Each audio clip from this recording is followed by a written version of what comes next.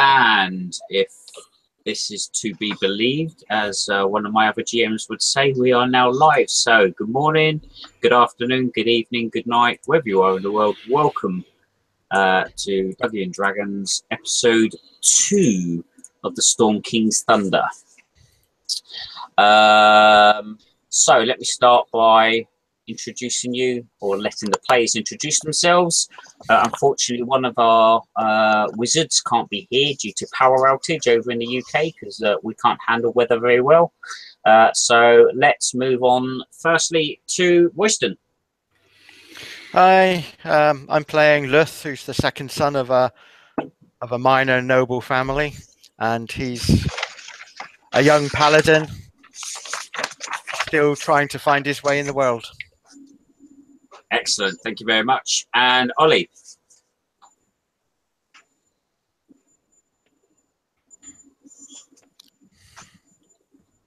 Ollie? Sorry, you dropped out a second there. Experiencing a few internet problems myself down here in sunny Kent this evening. I'm playing Fingers tonight, who is a forest gnome rogue, to run from various debts that he's accumulated over time, and he's hoping to find his fortune in the big wide world of adventuring, and has got himself in a little bit of a scrape with these guys currently here. Thank you very much, Ollie. And Craig. Good evening. I am playing Rav. I do have a long name, but most people can't pronounce it anyway, so Rav is fine. I was a city guard for my hometown of Thymar, but after we were woefully unprepared for the war, I've searched for deeper and darker spells and ways to gain power, which has led me down a dark and dangerous path. And here I am in search of greater knowledge. Fantastic, thank you. And lastly, but not leastly, not in the party yet, but about to join us very soon, Lee. I am playing Milo the Patient, a stout halfling monk trying to find his way in the world. Fantastic, thank you very much indeed. So, when I left you guys last, you were boarded up in the Nightstone Inn. You had gone to the village of Nightstone and encountered various goblins that were taking pop shots at you, that found their mark with Royston quite a few times, but you plucked him to safety, and finally you locked yourself up into the inn, where you met a strange lady by the name of Kella, who got Fingers' interest by being a pretty damn good shot with that crossbow. So you are boarded up in the inn at the moment. What are you doing? How many pounds does she weigh? Or how many pounds do you think she weighs? No idea. No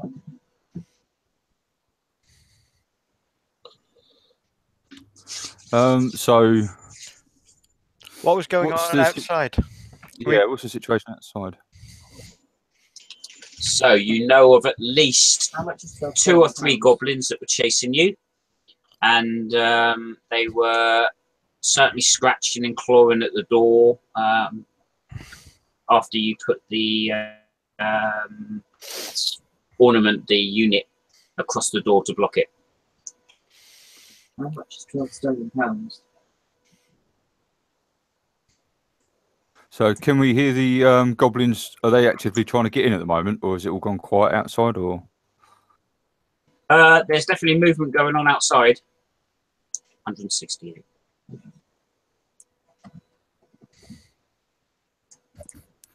so I guess we need to make a move somewhere a bit safer. So I think I'm going to ask Kella how well she knows the village and if she's got any suggestions since she was already there. I turned up the night before, and I'm only a visitor, so I don't really know the village at all. Right. So when did the fighting and the boulders start happening? That was earlier on this morning.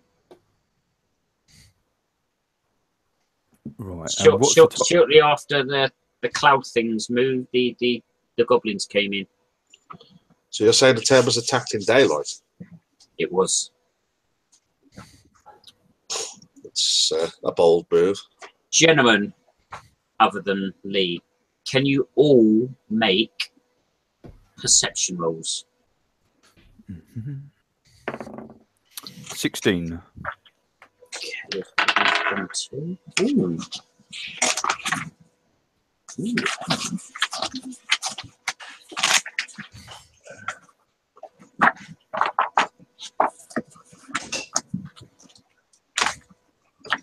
Ooh, very nice. Kella got 22.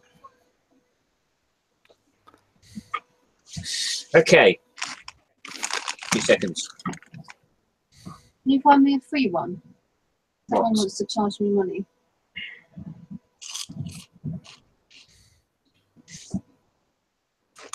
Right. Can I do that in a little bit, darling? I'm in the middle of hosting at the moment. I will find you one. I will. Hmm. I'm actually hosting the game at the moment. Yeah, but like Christmas Day, Boxing Day, the day after Boxing Day. I'm trying to host. Yeah, no, that's as long as that's important to you, that's fine. We don't see each other all day and then you want to sit there all night. Wait. Sorry about that, guys. Long-haired general. Okay, Kella turns around to you and goes, there's something coming, as she hears a sort of screaming. At which point, the door shatters, splintering inside. And this little short person comes running in, screaming with an arrow stuck in his back, going, "Ow!" As he takes 4 points of piercing damage. Look, I thought you were in here. Lee, describe your entrance, please, Milo. Milo is in pain, taking an arrow, but he is covered over with his cloak from traveling and holding his looking like an aged halfling.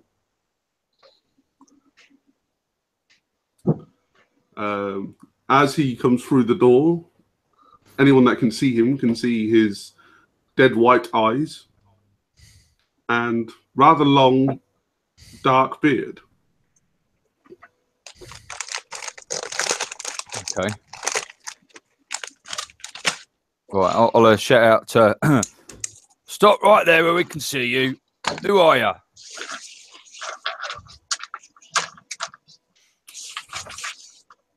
Speak up. Who are you? Yeah, Kella's got a light crossbow drawn at you. I am Milo. What are you doing here? You with them goblins? Is that a goblin arrow in him? Do we see? No. Ask him. Well, we see a goblin arrow, do we? Does it? Can I pull the arrow out? Because if it's a goblin arrow, I think we could consider him a friend straight away. Well, I don't see anybody else throwing arrows around here. Right. You had 3 of them in you, Royston. So does it look like any of the ones that were in you? I'd say so. So as far as I'm concerned, an enemy of my enemies is a friend. So What's your name, stranger? Milo the patient. Hey, well, keep your hands where we can see him for a minute and get yourself over here. Unfortunately, gentlemen, you don't have time to converse. For Milo's actions in smashing down the door as a place of safety, because he saw you go in there, has actually opened the way for the goblins, and they have all charged through. Roll for initiative.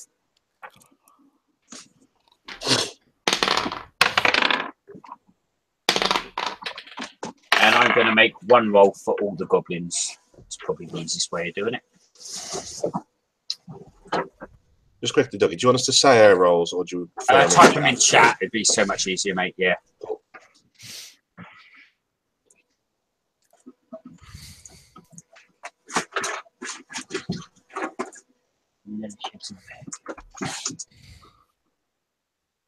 Fantastic. Okay, so Dex modifier, please, between Rav and Luth.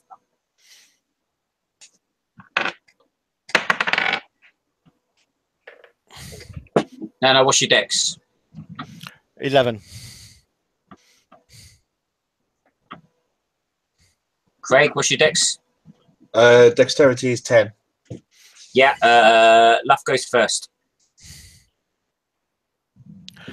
Well, Luth's actually in quite a bad way still, isn't he?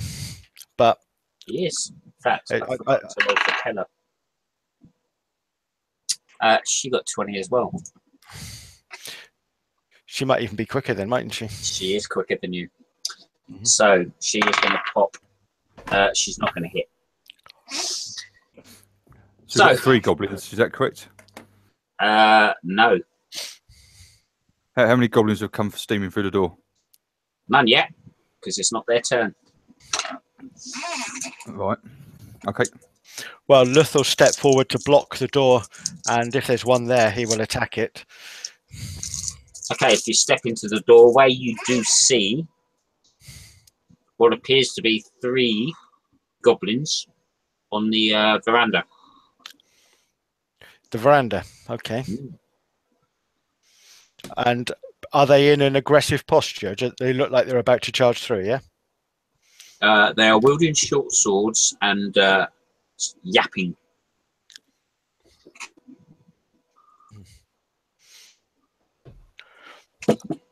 Presumably they notice Luth in the doorway. Oh, yeah, totally. And you're within striking range of them, but literally. Well, I'll do the obvious then and strike at them. Ooh, you rebel. Go for it. I've rolled a 5, so that's not going to hit anything, is it? That might hit the air. Yeah. Anything else?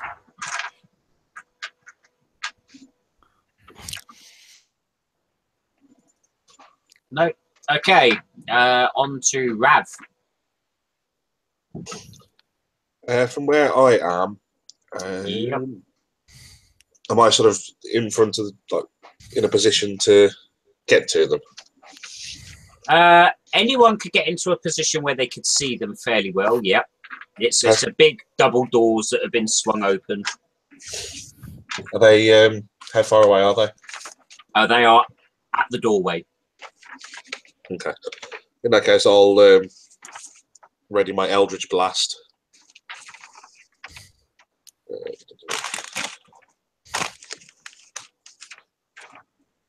That's 11 to hit. That does not hit. No, sorry. Okay.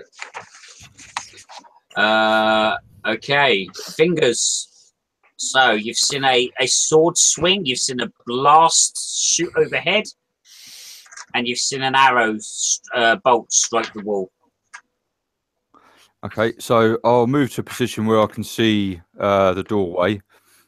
Yep.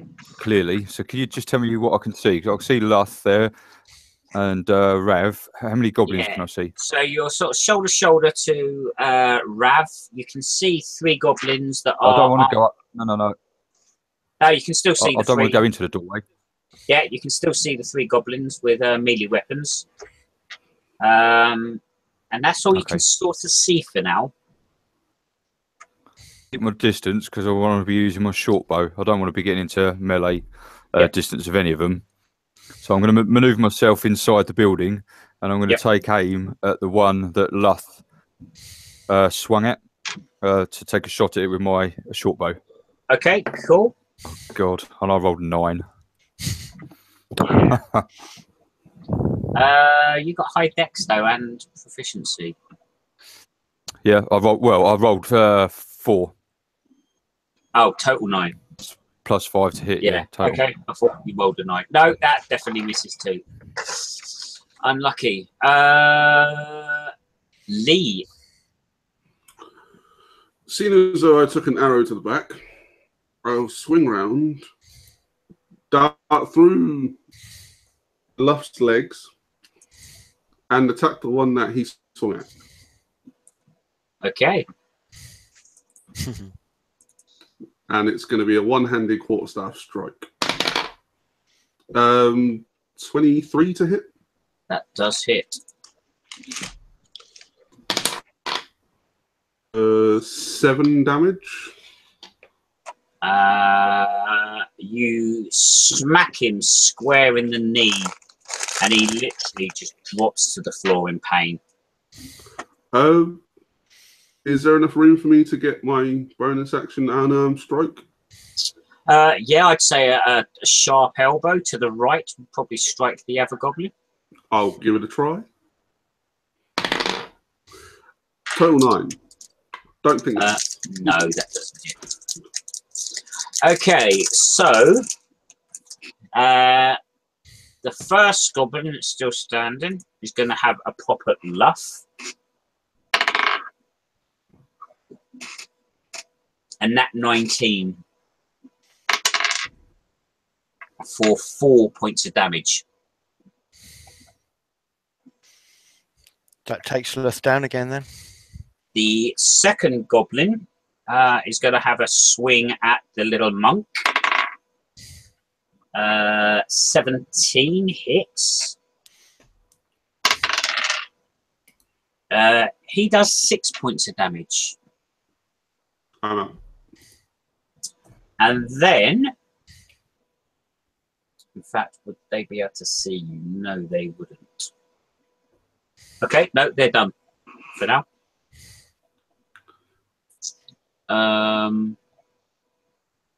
Why's Craig got 3 different rolls on there?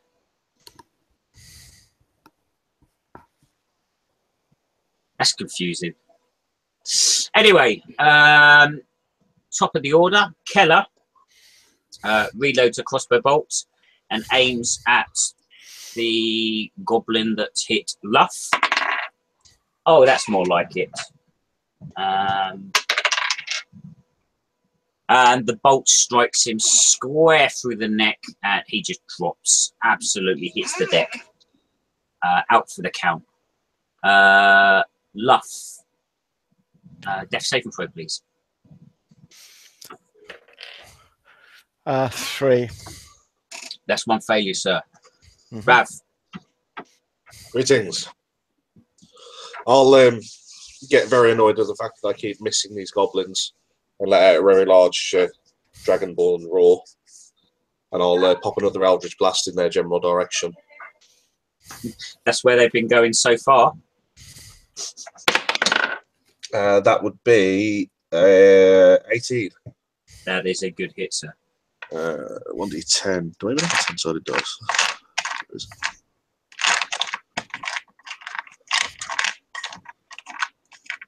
Come on. Looks like that. Yeah, I'm sure I've seen one. 9.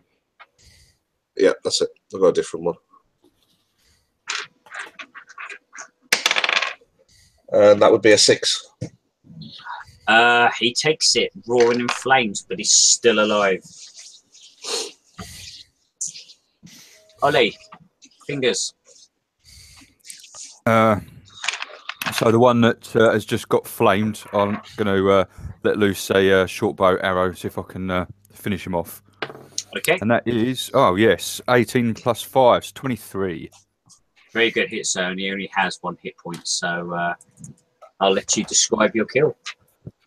So yeah, as he's on fire, I'm going to let loose an arrow, and he's screaming because he's burning alive currently, and the arrow manages to hit him straight in the back of the throat, and the screaming just suddenly stops as he crumples down to his knees and finishes burning on the floor. Fantastic. So 3 goblins lying on the veranda, 1 charred. Milo, you have an armored paladin lying on the floor around your feet. I'm actually unconscious. That's Oh, you're unconscious too? Yes. Oh, can you make a death save, please, sir? Natural 1, which I get to re-roll because I have lucky, thankfully. You jabby bugger. And another one. You failed. Yep. That's 2 Okay. strikes, isn't it? Got 1 left. You do. Top of the order then. Kella walks over to Rav. No, to Luff, I think, because she knows Luff a bit better than Milo. 17 natural on the medicine check, so you are stable, Luff. Okay. And I'll roll it for 2 hours you are unconscious for. Rav. How many are left now? Just 3. None that you can see. Okay. I'm going to run outside briefly to the threshold of the door, have a quick scout around, see if I can see anything out there. As you do, 2 arrows strike the woodwork around you, but don't actually hit you. Do I see where they've come from at all? They came from the general direction of the windmill, although you can't be sure exactly where. Okay, I'll duck back inside and relay the information that we still have friends over at the windmill.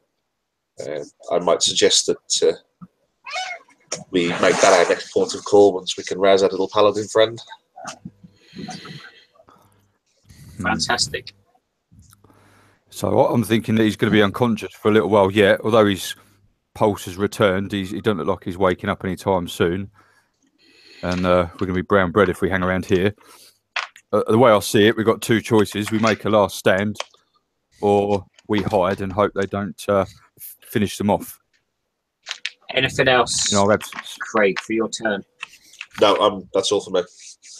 Okay, Fingers. We have a unconscious halfling that took a bit of a kicking and is sort of shaking now, and a stabilized paladin. Right, I'm going to right. Well, I can see that Kella has sort of done a good job on the paladin, and I'm hoping she'll take care of the other chap. I'm having an internal battle as to whether to sort of check his pockets or try and stabilise him or hide, all of which seem pretty favourable, to be honest. I think I'm going to I'm going to roll for stealth, if I may, and see if I can hide somewhere within the debris inside the pub. If you're within the building, they cannot see you. Which is why they only shot once Craig entered the doorway. Sorry. I'm thinking if they turn up and attack. Okay, I'll go over to the halfling stranger, and against my better judgment, I'll see if I can make him better. I'll do a medicine check on him, if I may. Okay. They would have shot at you, but they've already fired their prepared actions. So go ahead and make a medicine roll. And that's 2. And I've got -1. So you've just poked your finger straight into his wound. Ravel, just look at him go, you do not do CPR in his pockets. No. I knew I should have trusted my judgment. Okay, Milo. No. Please, sir, make a death save. 11. At least it's not a 1. And for that, you have 1 success. I've changed my die, thankfully. Okay, so top of the order. Kella grabs you, drags you out of the doorway into the building a little bit, which I'm going to say is a fairly simple task due to your size. and I attempts weigh to, about 40 pounds, so attempts to stabilize you with a medicine check. And she rolled a nat 13, so you too, sir, are stabilized. at least I'm not dying. You are now out of initiative.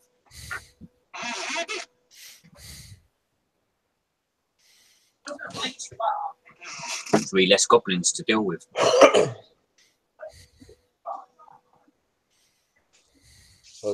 Rav's going to look around and sort of look at Fingers and Kella. We can't stay here. No, it's not looking good. But I can't carry these two. I can I don't carry know the about you. halfling, but the paladin's armor's a bit too heavy. Yeah. We can. How far away is the windmill from where we are? You can get to the windmill. It's about 60 feet to the south. Kella turns around and says, I've got 2 more standard healing potions, and that's it. I think now's as good a time as any to ensure we go in as strong as we can.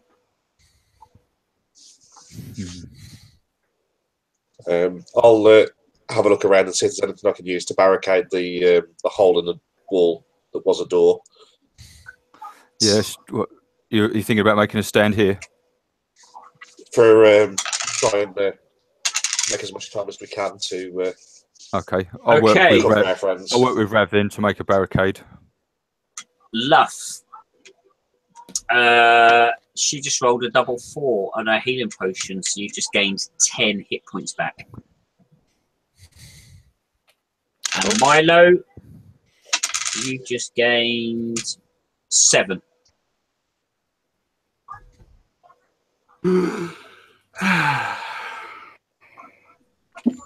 And another hole.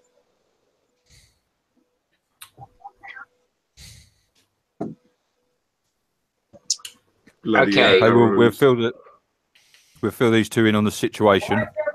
Yep. We need to have a discussion whether we're going to stay here and fight or head over to the windmill, which I presume is it a brick building, the windmill? It's yeah, predominantly stone.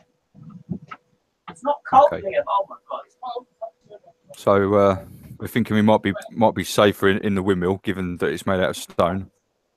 Although we don't know how many these goblins are in the village, it might be. I don't know what you guys are like at sneaking. We could just disappear. I'm a dragonborn. Sneaking isn't really in our remit.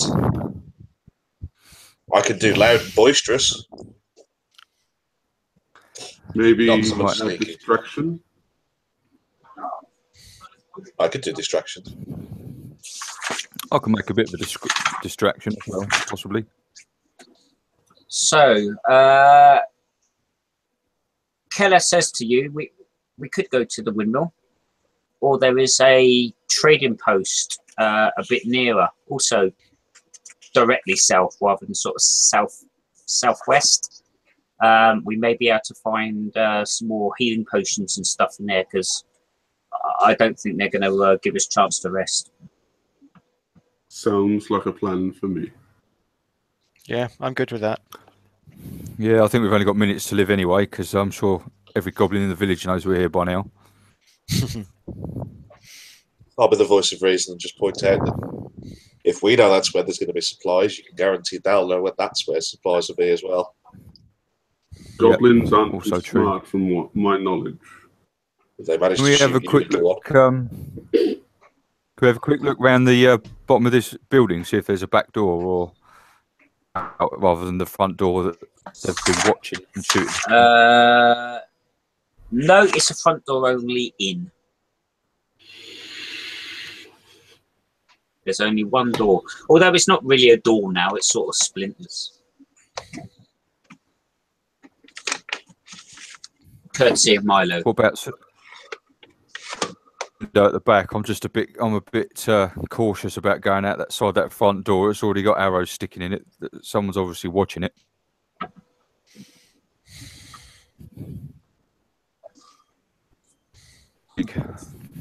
Is there a piece of wood that we could use as like a shield to carry out in front of us?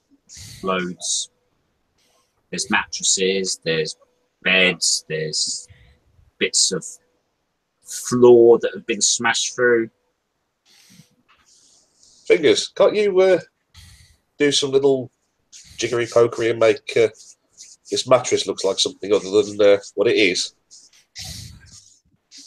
I could probably conjure up the illusion. What would you like? A cloud maybe that we could hide behind, or you're thinking about a plate of metal or a shield, or what? What are you thinking? Creative freedom. I got a plan, but you need to come up with it. Yeah. Okay. I didn't want to stifle your creativity. I have this round hole and a square peg. Give me a If I moment to hit it think. hard enough. Talk amongst yourselves.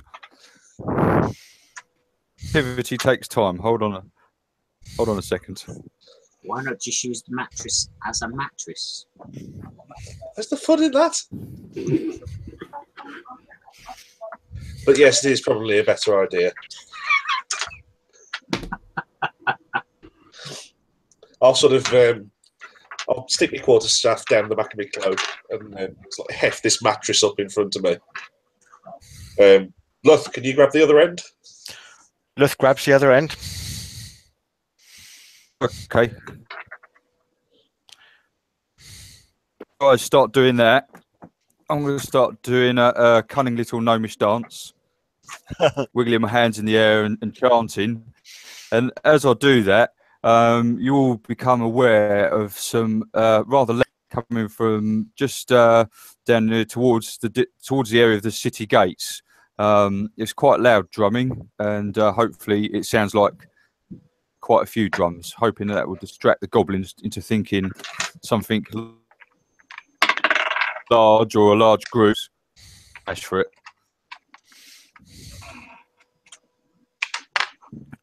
Oh, lovely. Well, I would imagine that'd sound an awful lot like an elf army then. So as you look out, you see sporadic arrows shooting towards the western gate. Now looks like a good time. Kella, which way? And she points to the building directly south out of the door. Right, everybody, behind us, line up. Small people in front, big people in back. Come on, everybody get their partners, hold hands. We'll sort of force this damn mattress to the front door. Okay, cool. Make our way towards the building.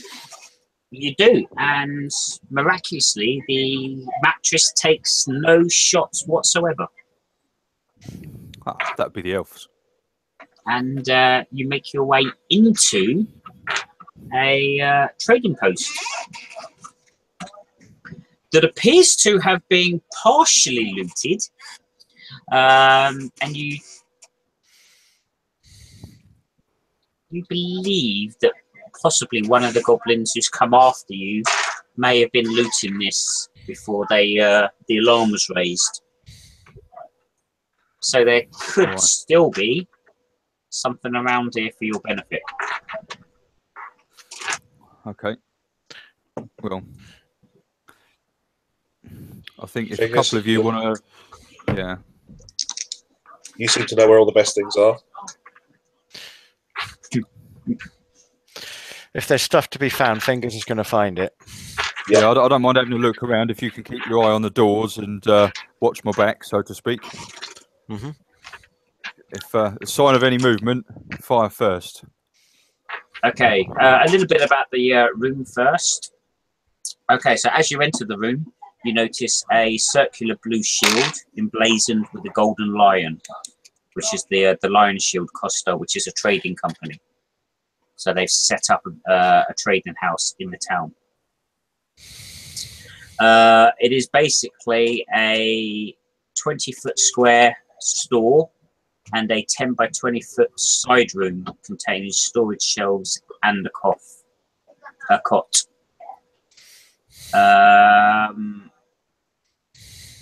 The proprietor was a gentleman named Tethrian, who was a human. Tethrian human named Darthurg Olgar, Kella tells you.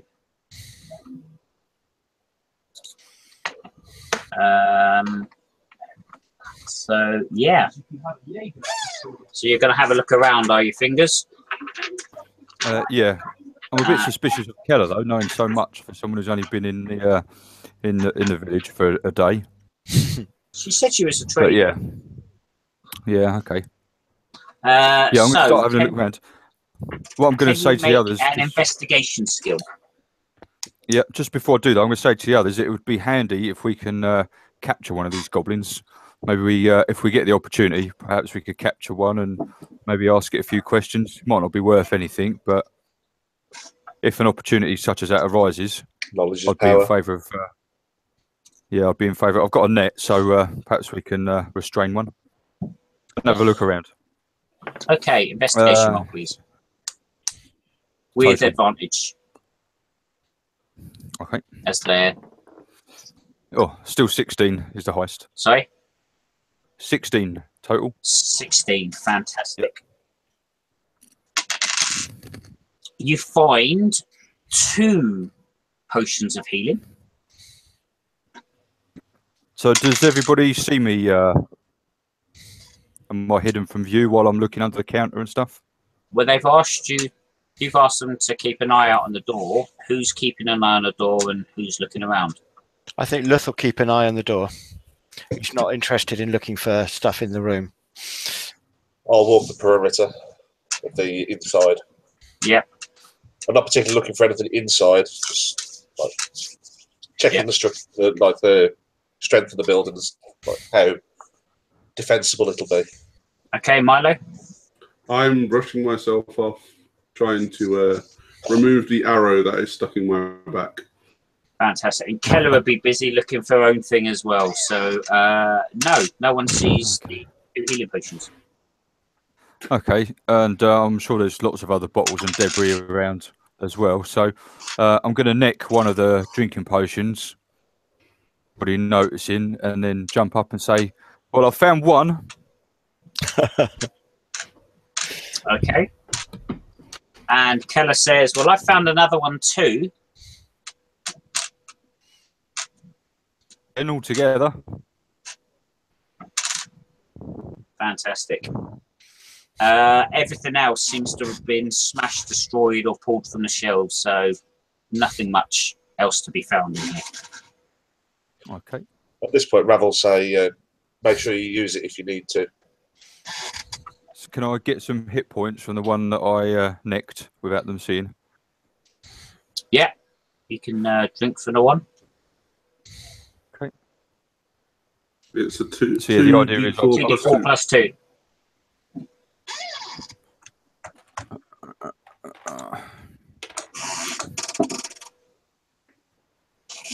Seven, 8 total. Good roll. That's my maximum, so I'm back to full health. Okay. Cool. So, you are now in the trading post, and from the front door, you can see the windmill. It's set on a hill, set about 10 feet above the ground, and then it itself sits 100 feet plus. So we've already been in the windmill once already. No, we never went in. We never went in the windmill. Oh, not the windmill. You were in the tower of the church. Ah, okay. How far away is the windmill, sorry? From the trading post, it's about 40 feet. Cool. There is a building slightly to your south. Kella doesn't know what it is.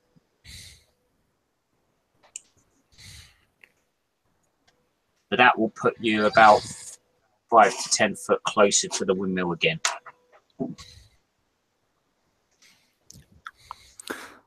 I'm happy to dash across to this other building, not enter it, but just use the side of it as a bit of cover if I can. I think that would be the best course. We know there's bad things there. Okay, so you're going to stealth to the windmill, yeah? To the other building to the south, yeah? Yeah, go across the other building and then sort of see what I can hear, see what I can see, that kind of thing. Get an idea of the situation from there. Okay, can you make a stealth roll, please? Oh, God. 6 total. It's with my +5 expertise in stealth. Yeah. Okay, cool. So you head down to the building and nothing happens. Okay. So working on the theory they might be watching where I went, I'll give them a thumbs up and just see what happens, whether they follow me or I'm not going to risk calling out. So Milo will follow.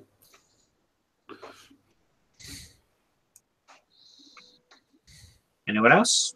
Yep. Luth will bring up the rear.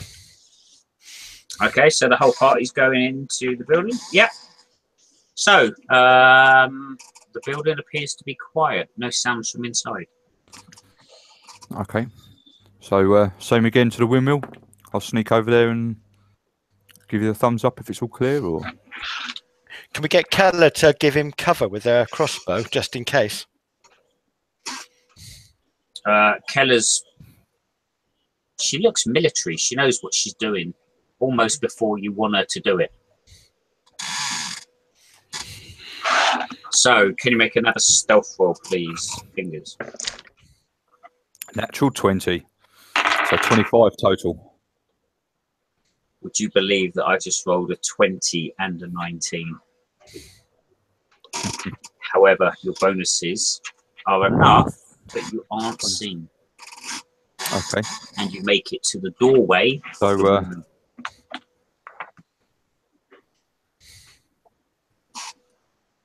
so what can I hear and what can I see?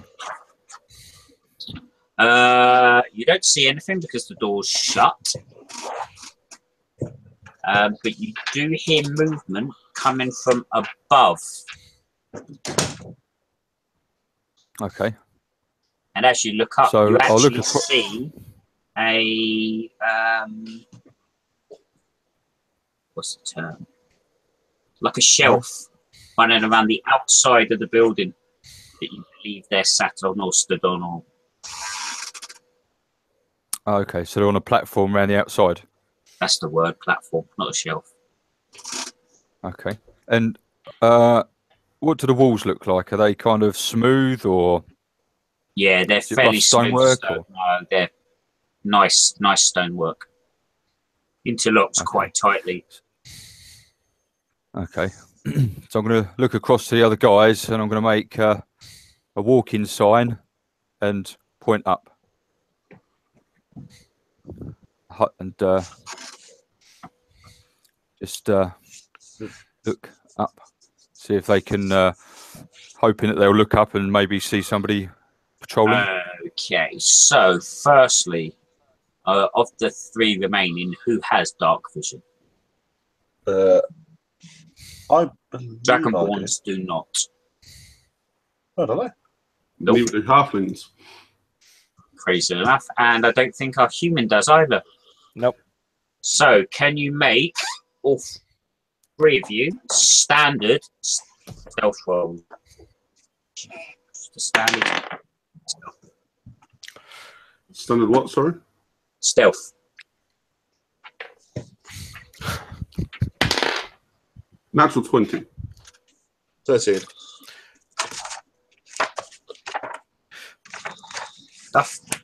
Luth didn't do so well. He rolled a 2. I get my proficiency bonus to make it a 4. Is that right? You do. So, but I think 4 is not very good, is it? It's not very good considering one of the goblins rolled a 12 and the other one rolled a 7.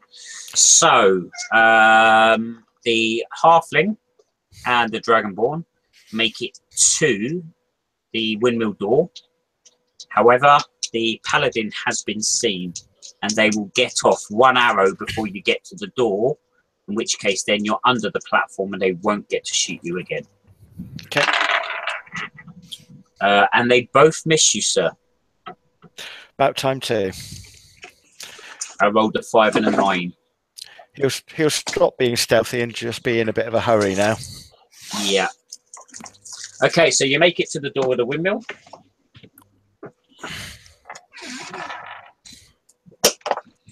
Okay. So I think I'm going to whisper to the others and say, "There's goblins in here. Perhaps we should knock on the door and get them as they open it."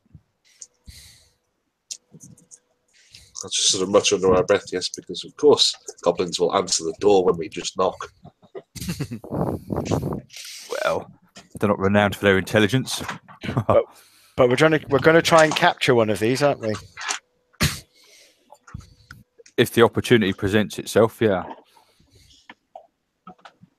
Knock on the door, and I'm fairly sure the opportunity will present itself. I've got a net. Maybe I could ready the net, and depends how many answer it. But yeah. Well, judging by the arrows, there's at least 2 in the windmill. Well, Okay. we can either. An arrow suddenly strikes the middle of your group. Well, it looks like they know we're here anyway. Knock, knock. I will do a Milo special and go through the door. Okay. Okay, the door isn't locked and it simply opens. And inside is a gloomy, miserable, cog-filled building that is simply turning the windmill. And there is a spiral staircase running around the perimeter of the windmill, leading up to the working parts up above. Right. It's full of all kinds of wooden machinery. Yeah, wooden and a stone grinding wheel and usual stuff you expect in a windmill, to be honest. Sacks of flare and stuff. No, Ooh. you don't think they're stored here. I lost you all for a second there. How about we light a fire and smoke them out? Or we could knock them off the platform. Advantage if we were attacking upstairs. I'm going to make my way towards the stairs. Okay. I'm going to knock an arrow and sort of hold back a little bit. Boom. See what happens. Yeah, you notice Kella on your shoulder actually doing exactly the same thing. I'll follow the Dragonborn. Okay, so you make it round the first spiral and nothing. Are you following them, fingers? But obviously for a bit of a distance, or are you staying down below? I'll follow, but I'll be hugging the wall and keeping a bit of a distance. Yeah, I assume you'd want to follow them, Luff. Yeah, Luthwood would like to stay at the back and keep looking over his shoulder to make sure we're not being snuck up on from behind. Good paladin. Okay, so as you start making your way around the second spiral, getting to about halfway up the windmill. In fact, it's not even initiative at this point. Two arrows clatter off the wall above your heads. And that's it. And you know there's one more rotation before you get to the top. Can I see who shot them? Little green creatures with pointy ears. I can see them though. You did see them, but as they shot, they Ducked away. ducked out of the way. Yeah. At this point, I think Milo would like dash just to get there quicker. Yeah, I'll make the last rotation up. Fantastic. So, with are you making full advantage? So, you drop in a key point as well for. Oh, you don't have key points at level 1. Oh no, you don't. So you can't even use that. So, move and action. Yeah, move and action. That's it. 50 feet. Yeah. So that would get you to the doorway. Rav, you're about halfway round. The rest of the guys are you following? So again, can you roll for initiative, please, guys? Ooh. That's pretty good. Oh, Ali. I have the power. And she gets a.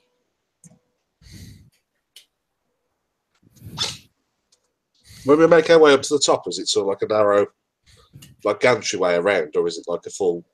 No, it goes all the way around. Then it comes to an archway that then leads to the outside perimeter.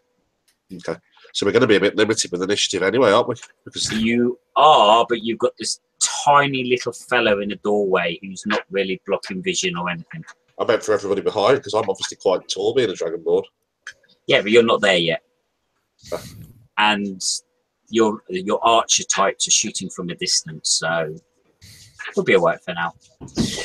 Okay, so unfortunately for Fingers, he's up first, and in the doorway he doesn't see anything at the moment.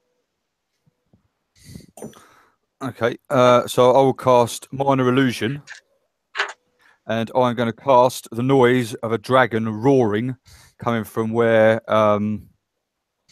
Milo is standing, in the hope that it gives him some kind of psychological advantage when he finally starts bashing these goblins. Okay, what is your spell save DC, please? That's a great question. I don't think I've got as far as that, because he doesn't technically have any spells yet. 8 plus proficiency plus your spellcasting ability. Because he's got the Minor Illusion spell is part of his gnomish background rather than his class, so I don't know what his spellcasting ability is.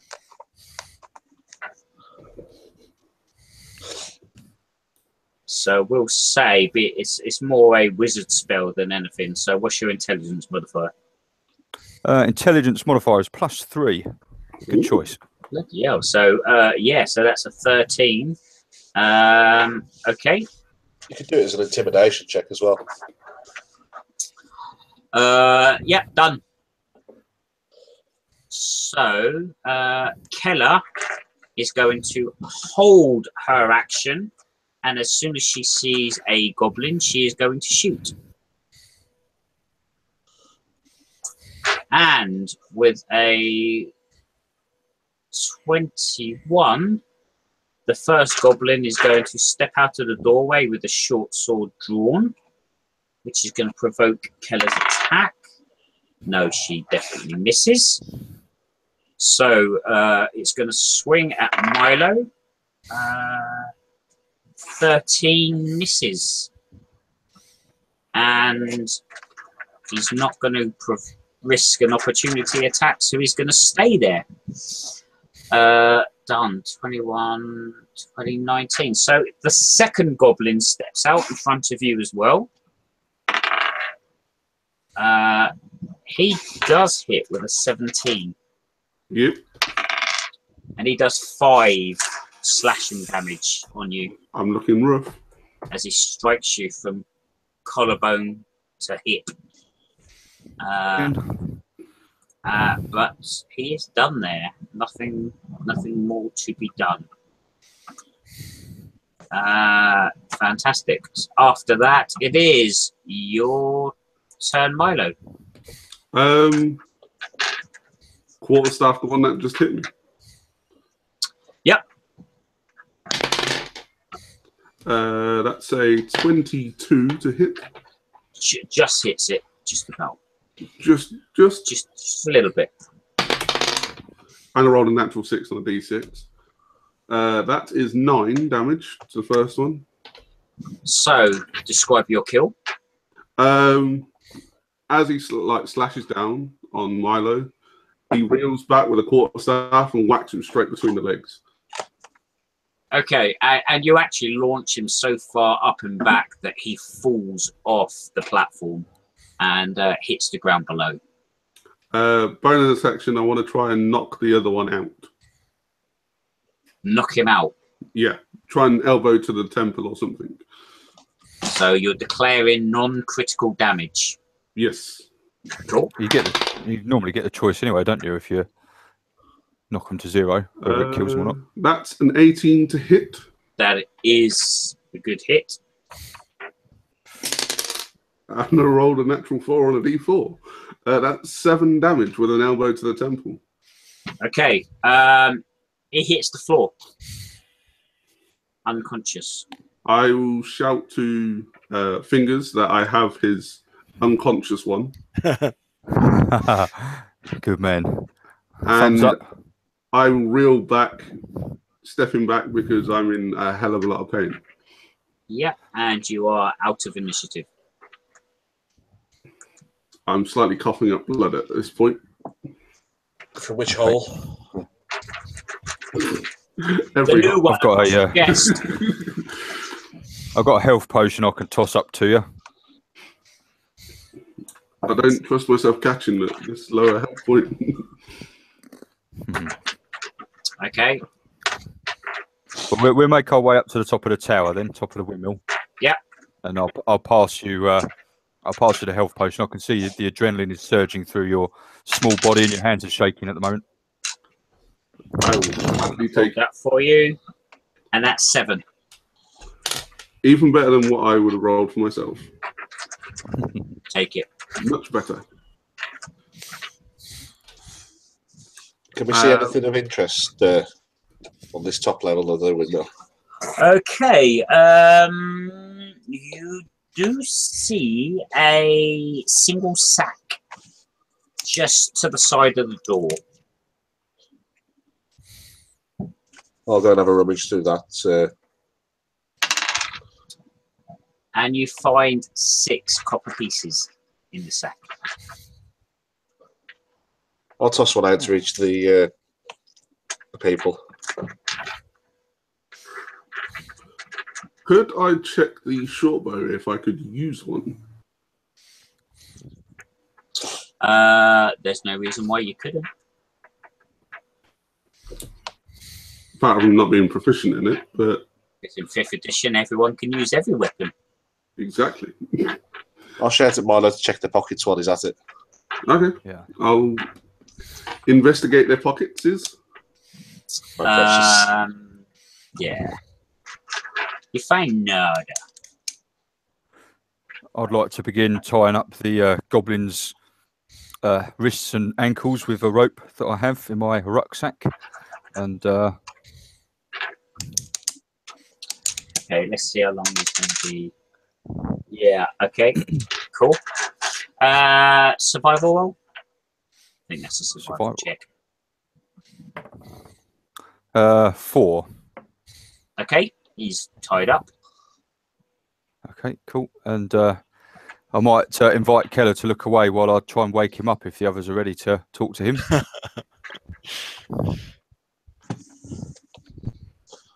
I'm ready. Yeah, go ahead.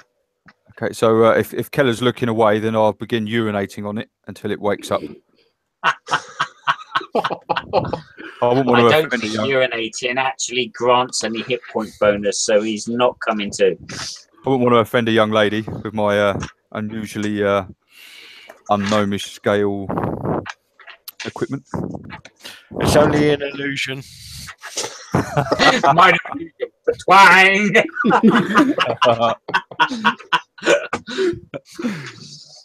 Okay, no, he's not coming to. Well, I've run out. Has anybody else got some? I'll jab him with the end of my quarterstaff from the hole like 8 foot away, because I don't want to go near that mess.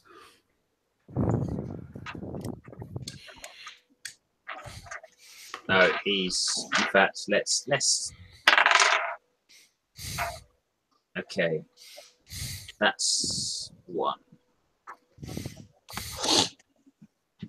Well, we're certainly Anyone not else? wasting, Anyone else doing we're not anything wasting healing else? on him. I just need to double check something as to whether I can communicate with him, even if he's unconscious. My warlock thing, the otherworldly patron, I can communicate with any creature telepathically, but I don't know if it actually says they have to be conscious so that I can see them.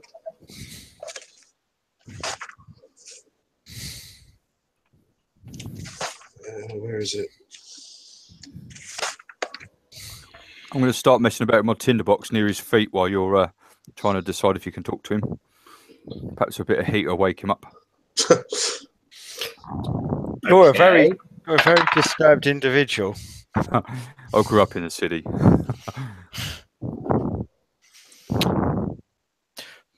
It doesn't say that they have to be conscious for me to be able to communicate with them, just that they need to be able to speak in one language.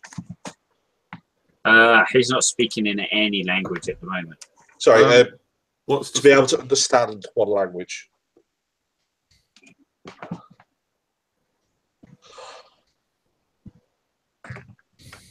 I mean, you can give it a go. It doesn't involve any checks. It's just something that I can do. So Yeah, that's what I'm saying. You can give it a go. I'll reach out into the goblin's mind and whisper to him that he needs to wake up. Now is this time he's needed. I'll sort of create images of something that he's some dire need. He needs to protect his family and he needs to be awake and things like that. Let's see if that has any effect on him. I mean, you're a dragonborn. I think a roar might wake most people up. I'll just sort of glare at Milo.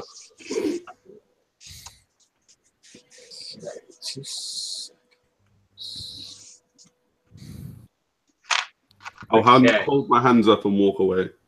So, you just hear a yapping and a pain in your mind. And Goblin shudders and stops breathing. I'll fall backwards a little bit with the sudden psychic shock of that, and turn away a little bit. You killed him.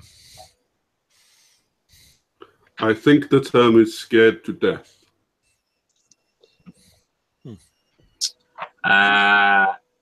No one tried to stabilize him after he got knocked unconscious. My rolls were his death saves. Sorry, guys.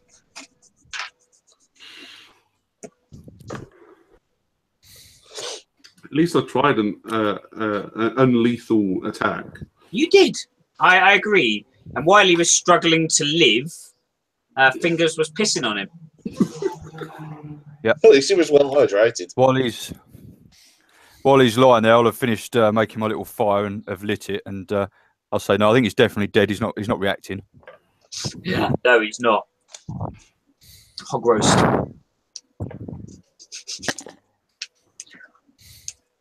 Don't worry, friends. They're like rats. Where there's one, there's 20. What's the plan, then, guys? Is there anything in his pockets? Nothing. I mean, it's a goblin. Do they even have pockets? Well, They're wearing leather armor. They've got a shield, short bow, short sword. They're wearing better armor than me. It's certainly a war band you've come across. Ah. While I'm going through his pockets, I'll sort of mutter under my breath that I'm sorry and that I didn't mean for that to happen. Nobody should die with those thoughts in their head. Well, I think we need to have a scout around the top of the windmill and see what we can see, and perhaps chop his head off and throw his body down the stairs in case anyone's following us. We should get a good view of the entire town from here, shouldn't we? We should. I'll sort of put my hand up to fingers and just say, no, leave that one. We've done enough to him. I'm quite, Okay. Rav's quite cut up about the fact that he made that goblin. His last thoughts being his family being in trouble. You evil, evil person. Okay, so who is looking out from the windmill platform? I think Luth would Well, go I up. think since dark vision's required, and I'm the only one with it, perhaps I ought to. Just a Any thought. objections from the party? No, it makes sense. I'm Okay, going to do it with my so utmost stealthiness, so. can you make a stealth roll before you head out the door then? Oh dear, 9. Not very good. Fantastic. Okay, so you step out onto the platform, and the first thing you notice is that the majority of Nightstone is in darkness. Very few lamps are lit, and bearing in mind you're probably looking about 11 o'clock at night now, you'd expect to still have some lamps lit, and there's nothing. As you start looking from north round to east, you also notice that the watchtowers on the outside of the walls also have no lights, and you'd expect them to be lit all night. You've been here before, but again, nothing. However, as you start to look south towards a very tall building that looks like a keep, you do spot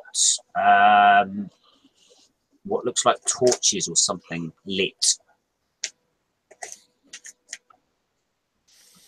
And there are shadows moving around that building. How would you describe the shadows? Black, flickering, moving. All right. Okay, so I'll relay that information as best I can back to my companions. That the good news is the lights are out everywhere, so we should be able to sneak around to our advantage. You mean that stumble the around in the unusual darkness? stumble around in the darkness. Even the watchtower lights are out. But bizarrely, there are lights on by the keep. But there's definitely somebody home. I can see some shadows moving around, but I can't tell what they are at this time.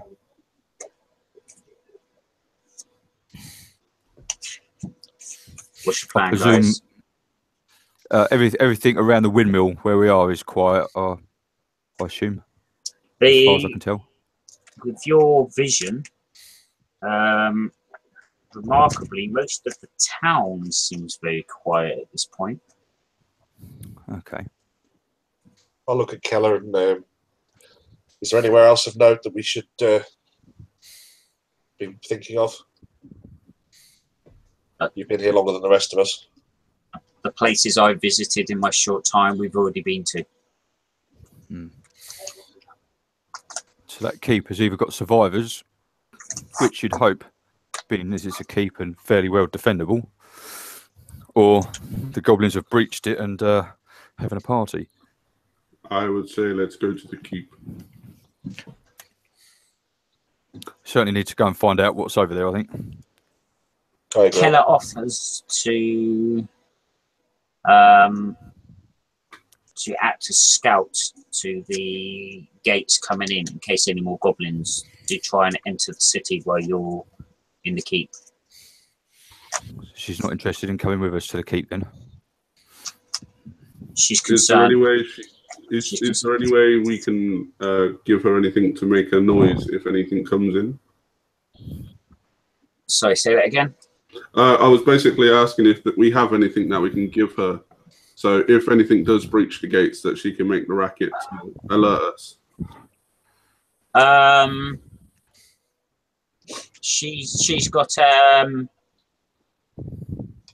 in some of the houses that have been about and the storage, she saw an old pot and stuff like that, so she could make noise if she needed to. Fingers and Luff actually were quite aware of her abilities with the light crossbow, and she thinks she could hold off that across a drawbridge as well, if more goblins wanted to come in. Very well. Rav will sort of eye her up. I've not had as much interaction with her. I'm not quite as trusting as Fingers and Luff are. I'll put on like my military sort of demeanour. Have I picked up on the fact that she's got some sort of military or basic like combat prowess? To be honest, each time you were further in front than she would have been, so you probably wouldn't have seen what she had done. Whereas her actions were very close to Fingers. She was keeping her distance, so no, you probably wouldn't have seen that so far. But you know she's a damn good shot. You've seen that yourself. I'll still not quite relying so much on the military guilt tripping side of it, but I'll still make it abundantly clear that it would be a very big shame if she were to leave us. She's been such a help, and I would hope that we could be a help to her. I have no intentions of leaving you. You have saved my life, and I believe I have yours.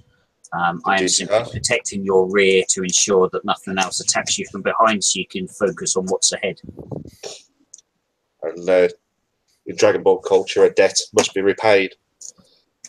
You've saved our life. I owe you a debt.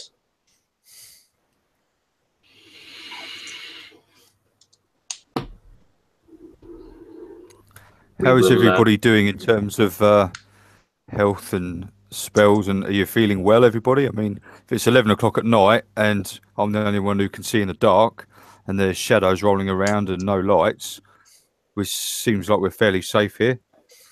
I've got a bit of a limp and I'm holding my side. Luth is fine, thanks to Kella. Milo is fine after taking that health potion. I'm fine as well. Okay. If we move in the dark, no one will see us much. Okay, well, dark affects me the least, so it's your call. If you lead the way, we can move quickly and quietly. Okay. So Kella looks at you all and goes, whatever's up there, be safe and come back. And you see her dart off towards the main gate to the town.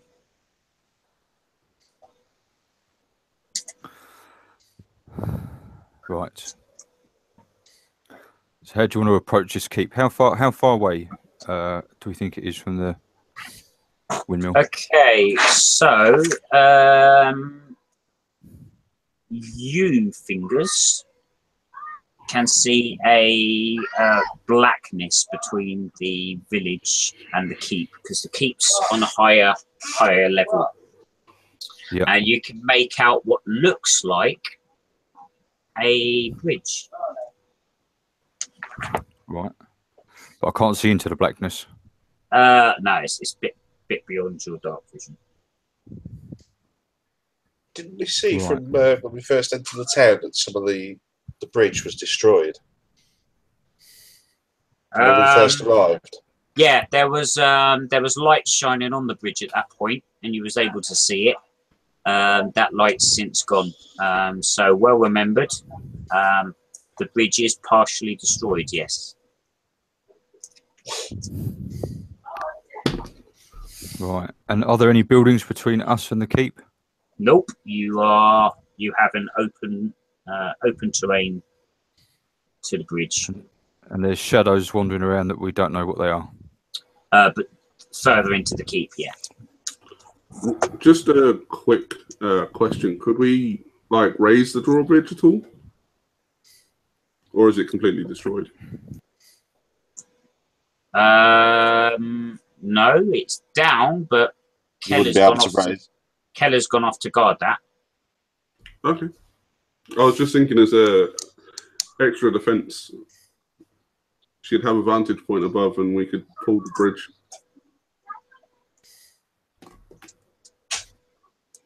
But also, I've just realised if there is any survivors trying to get into the town, we would be taking away their only entrance.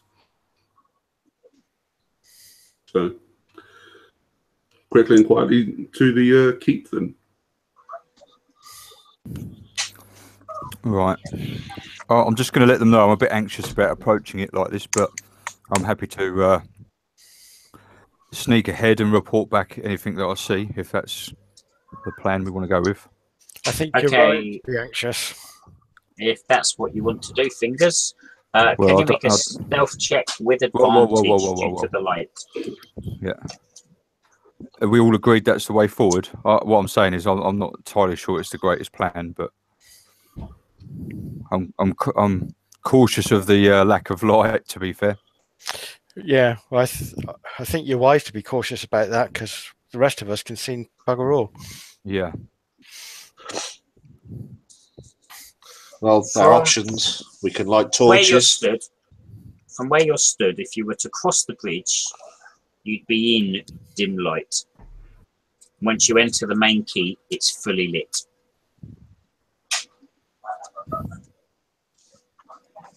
Okay. All right. Well, I'll stealth a little bit closer then, if I may, and see if that changes anything. Yeah, fantastic. So as before, stealth check with advantage. Oh, due to the poor light. Jesus. 14. Fantastic. So you make your way to the foot of the bridge. It's about 10 foot wide, and it connects the village bailey to the keep.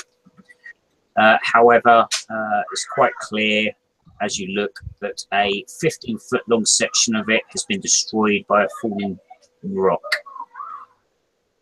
Right. So is the trench that it's arching empty, or is it full of water, or what's the bridge crossing? It is a drop into ground. How do you mean? I mean, usually they're just sort of trenches. Is it something we could sort of go down and back up, or? No, it's basically a cliff face. Right. Okay. It's like an island on a cliff. So there's no way other than the bridge, obviously. Okay. Nope. Right. I'll okay. So I'll head back to the windmill and let the guys know then. So yeah, so I've got closer to the keep, but it appears, Rav, you're correct, the bridge is out and there's quite a substantial gap, 15 foot, which is beyond my ability to jump. And it looks like there's quite a rocky cliff of a chasm sort of thing that it's spanning. So, was it destroyed or was it? It looks like a rock come down, one of the big rocks that are strewn around and has gone through the bridge. Okay, anyone who has a strength of 15 or more with a 10-foot run up can automatically make the jump. Nope. No. Close, but no. The monk is a dex character, not a strength one in this one, so enough for me. I'm on 14, so no, not quite. I don't think a running jump in the dark would be greatest plan. We'd make the gap if we could. I sort of like mentioned to the party, if a rock destroyed that bridge, then it would possibly stand to reason that the people inside it were there before the attack began. Yeah, as opposed to goblins. Where there is normally light, there are normally people. Do we? The I'm wondering boulder. if Sorry, go ahead. I'm wondering if we could possibly draw attention to ourselves and see if we get Oh, shot at. Yeah. Or, can you get them to make me a sandwich, please, mate? Can you make me a sandwich? Oh, no, I'm good, yeah. I'll have turkey. I'm wondering whether we saw any ladders or anything that might be useful around the village during our evening that we could use to straddle the gap. And maybe no, you didn't. balance across. Nothing like that. Nope. A run of the jump as it is, and or we could go up to the bridge and hail if there is any friends. We could certainly make a bit of noise, probably whilst we're hidden, and see if anyone answers. That's also possible. I've heard lots of goblins tonight. Maybe I can mimic a goblin at the end of the bridge and see if anyone comes out or shoots at it. As long as we're hidden, yes. I don't want to be mistaken for a goblin. So maybe we could all make our way over to where the bridge is, hide ourselves amongst the debris and the wall and whatever. Yep. And then make the sound of a goblin and see what response we get. Okay. What do you think? I agree. Sounds like a plan to me. Right. Well, we'll give that a go, I guess. So the auspicious noise of a goblin appears on the bridge, and nothing. Nothing. Nothing. Huh. That's rather annoying. Right. So there must be ropes or something joining this bridge. There can't just be a gap in it. We all have, we have ropes. Is it a wooden? It's a wooden bridge, and The two halves of the wooden bridge, is it? Yep. Right. But we could use a rope to lower ourselves down. A into grappling the- hook and a rope. Yeah. Even a rope with a noose on will do, because the bridge has probably got a post at the other side that we can. I've got a grappling hook and a rope, so we could probably lob it over and hope that it snags on a plank and.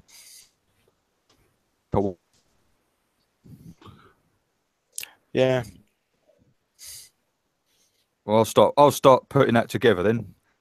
Going in my bag and getting the bits out and fashioning a rope and hook. Okay. Assuming nothing else happens in the meantime, I'll. We could always try and say hello.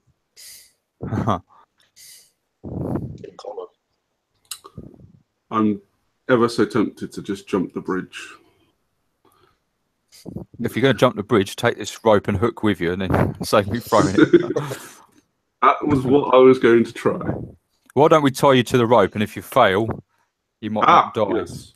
How far down is the bridge? It is a. It's not that big a drop, actually. It's about 40 foot. 40 feet. I will still take the rope round the waist. Thank you very much. Yeah, so we tie the rope around your waist. For Milo, it looks like it's about 100 foot. We'll tie the rope around your waist, and if you don't make it, we can pull you back out. Dragonborn, would you mind holding tightly to the end? I think we should tie it off. We ought to. I will hold it for you. Yeah, measure it first to make sure there's enough for him to get to the other side. I just stood there going. I'm sure we'll be fine. I will attempt to leap the gap. Okay, can you make an athletics check, please? I'm going to use a different dice just in case. That's not bad. That's a straight roll, so it's a 14. Okay, so most of you guys don't see it, but Fingers, you see this tiny little fella pumping like a bastard, almost like an athlete. Just before the clay launches off from the edge of the bridge, swinging midair, hits the ground on the other side, takes a couple of steps, and was like, "Yes!" Oh, Shed, did you make it and start like reeling the rope back in slowly? I will hold on to the post as quickly as possible and tie it to it. Yeah. He snagged on something. Pull harder. Yeah. I made it! I made it! Oh, good. Fade, I can see him. I'll tie the rope off on our end. I'll just give it one like small yank, just for good measure.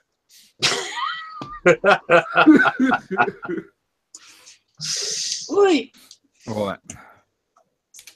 Okay, for all those now attempting to cross with the rope, can you make an athletics check with advantage?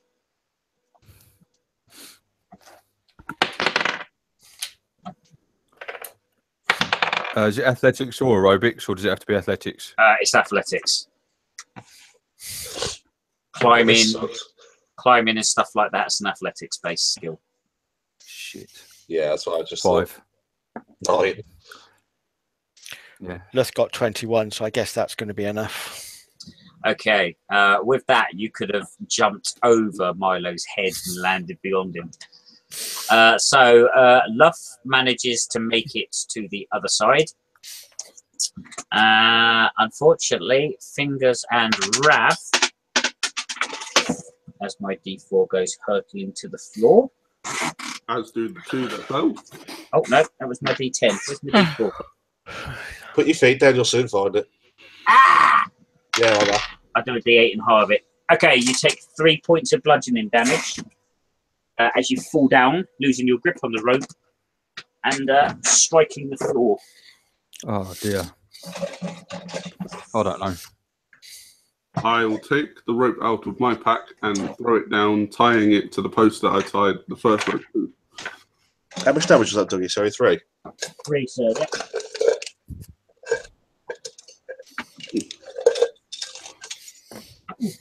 Yeah. He's dungeon delving for dice now. And I'll tell you what, because I need a wee waste time, should we have a 5-minute potty break? Sounds good to me. I need coffee. Okay. Cool. Back in 5. Huh.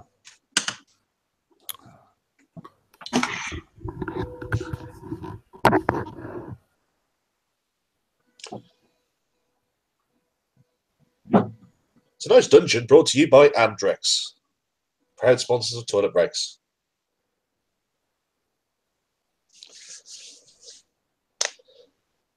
If I could sing, I'd start singing I'm All Alone.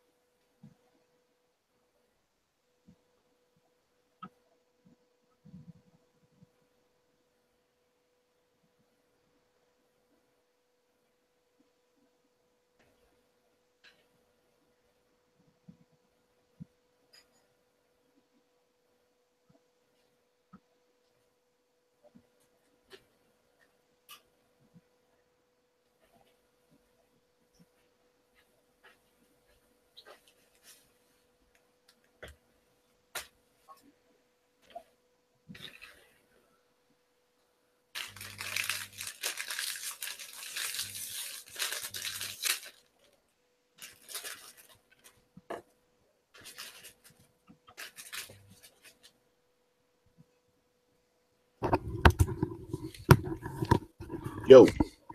Hello. I have returned, my friend. Ollie, did you get a chance to look at the Doctor Who stuff, by the way? Not properly. I had a flick through it.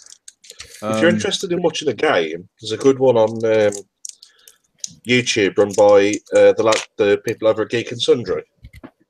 Oh, is there? Yeah, like it's this called Eric's RPG TBD. If you search for that, there's like a campaign. It's not very long. It's like about 12 or 10 episodes, something like that. Okay, cool. But it is so funny. Oh, I'll have a look at that. But, They might have on I found a good podcast app, and some of the Geek and Sundry stuff's on that, so I'll have a look. Makes it really good, yeah. No, I do like a bit of Doctor Who, actually. I must admit. It's I I was was watching it to try and like get the gist of the rules and things. Yeah. It's pretty good for that because they're learning to play it at the same time. Okay. So talk you through what they're deciding and stuff. Yeah, basically, combat is done very weirdly in that game. Okay. It's not so much combat; it's more done like an encounter. Yeah, yeah. So it's done in there's like a certain order, like there's talkers, doers, runners, and then fighters in that order. Okay. So at the start of every turn, you declare at the start of every round of combat, you decide what you want to do. Yeah. So people who want to talk and try and talk them down go first. That's quite appropriate within the Doctor Who setting because he's not really a combat kind of guy, is he? And obviously you can change it every round of combat to what you want to do. I struggle a bit with PDFs. They're okay to get a gist of things, but as tools to use for actual playing and running stuff. Oh yeah, I struggle with them, to be honest. Flicking through it's a nightmare on a computer. Yeah. That's why I brought a lot of the D&D books. Yeah, I'm going to try and get a few more, I must admit. I think the Sword Coast Adventures is the next one on my list. I saw the PDF for that one. I just wasn't impressed with it. I don't think it's really worth it. Well, I quite like giving players the opportunity to play races and classes from any of the books. Trouble is, there's no class in that one. It's just backgrounds. No, there's races though, I think. No, nothing. Is there not? I'm sure there was. No, just it's mainly just a fluff book. Okay, I thought there was, but I stand corrected. I'll have a quick look myself as I haven't had a chance. Yeah, sure. It's just Volo's has got classes, not classes. Sorry, races. Races, yeah. And Xanthars has got Xanathars. There's an extra A. That's next on my ticket list. That's a silent A in Kent. It is. Yeah. Although you've got the electric copy, haven't you, Craig? I have. But so yeah, I think that's next on my list. I've got that Dungeonology. I quite enjoyed reading that. That's just a fluff book, but it's quite good for getting a bit of ideas for games and things, you know. Yeah. I quite like reading the bits and pieces, yeah. If you're interested in one-shots, Quests of Doom is really good. Done by Necromancer Games. Is that on YouTube, is it, or something? No, it's a book. Oh, okay. It's got some... They're all like self-contained adventures. They're designed for their own setting, which is quite dark and like grisly stuff. Yeah. But you can transfer them to anywhere, really. I had another wonky idea the other day. I get quite a lot of them. I don't get enough sleep, really. That's the problem. But my daughter got the famous 5 books for Christmas, and I was thinking, I've not read any yet, but I'm thinking, well, five children go off on an adventure, change that to 5 characters, and tweak the adventure a little bit. I'd never thought of that, but that would work. I've got 27 really well. books. Yeah, so I'm going to have a little look through those and see what I can come up with. Then upgrade it to the Secret 7. Yeah, exactly. I was just thinking the same thing. That's the best way to get inspiration from places like that, sort of, you know, that you don't automatically consider. Now I've got back into D&D. Everything that I watch, I try and make D&D characters for. It's horrible. Yeah. I rewatched Lord of the Rings the other night, and I was like, "Wow, Gandalf is a human wizard." I was going to ask you some stuff about your campaign, but I'll do it afterwards because this is Dougie's night. So, but, That's thingy of Doom you was on about, Craig, you're saying it's quite dark and stuff. Is it called Cthulhu-esque? It could be. It's not specifically designed for Cthulhu, but the one I specifically looked at running could quite easily be tweaked to be Cthulhu, quite easily. Yeah, I do like Cthulhu. I've quite a lot lately. I've got into 2D20 systems. Which one? Conan. Oh, that's I've too heard a lot crunchy about for that me. one. Conan's brilliant. Once you get used to it, it takes a little while to get used to it, but once it starts running, it's quite quick. But I like a lot of the stuff from Modiphius. I saw some of their Star Trek games and it didn't really grab me.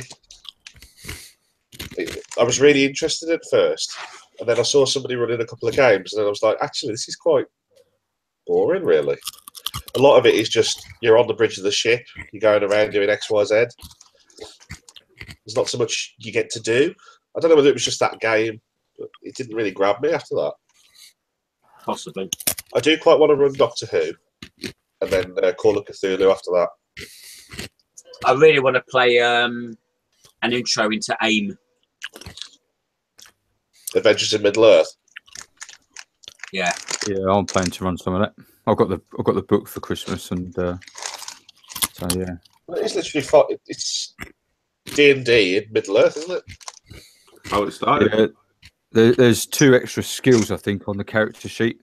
There's one's to do with introductions and something else. I think from a player perspective, it's not much different, is it? From a DM's perspective, there's quite a lot more in it or something.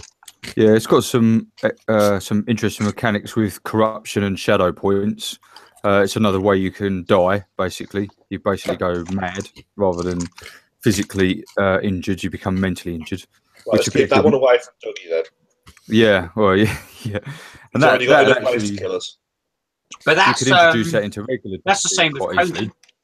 You've got physical strength, then you take physical wounds, but then you've got mental resolve, and you can take mental wounds as well. Yeah.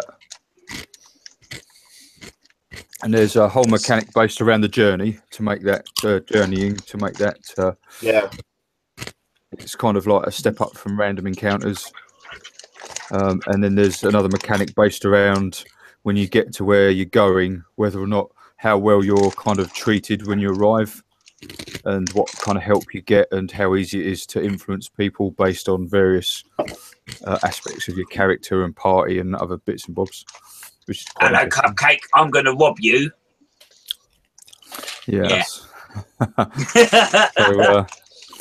but I'd like to run some of that. I must admit, I've got the book, so that's on the radar. Fantastic. But I know that Lee's planning on doing a campaign based in that world, so I was going to wait for that to start and see.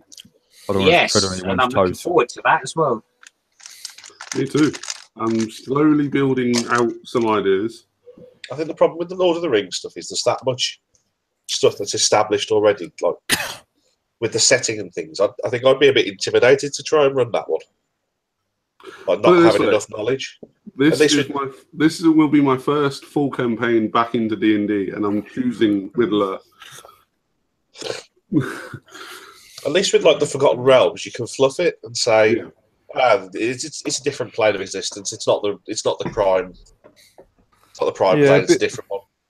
Yeah, You can do that with Lord of the Rings to a certain extent, because the period of time that it spans is quite vast. We're talking about a few hundred years, and there's quite a large area of there's quite a large area of the map that doesn't get used or only gets used a little bit. And then I think the idea of the game is that it's the stuff that happened behind the scenes of the movie or in other places or with with other people. So true. I want to be a tree ant.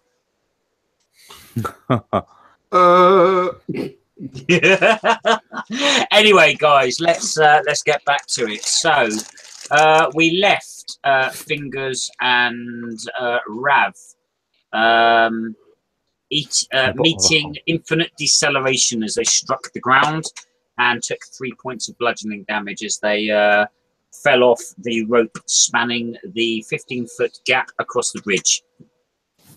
Yeah, we We were lucky not to die there. It was quite a 40-foot drop, wasn't The ground was quite wet. it? No, that would be Okay. the dragonborn he landed on top of. Yeah. Quite possibly. I will pull my hempen rope from my satchel, tie it off to the post that I tied off the first rope to, and throw it down. Oh, okay. I'll attempt to climb up said rope once I've come to my senses. Yeah, Ladies again, first. a straight athletics check. This time I rolled 15.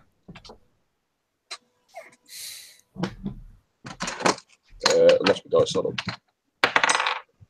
Ooh, 23. So, Fingers happily climbs up. Rav flies past him On the same rope as well. on the same road. And Oh. you have all, in some way or other, successfully made it across to the other side of the bridge. Let's hope they're friendly. Yes. So it's a bit lighter this side, you said? Yeah, you are now in dim light. Okay. And what can we see about us? So, there is a gate to the keep. So, set in the moat's cotton wall are two windowless stone gatehouses with wooden shingled high-pitched rooftops. Between them stands oak doors with iron hinges that are currently open. We can't see any movement anywhere, though. Nope. No. Has any part of the keep, apart from the bridge, taken damage from the boulders? You can't tell. No walls down or anything? No? No, you can't tell. Not that we can see. Go up to the door, peer through it. Yeah, I don't mind stealthing up to the door. I will go with you. I'll sort of look at this little gnome, so I'm sneaking up, going, I'm fairly sure it's pointless at this point. We're on the middle of a bridge, Yeah. And we called out to them before. and there's not really anywhere to hide.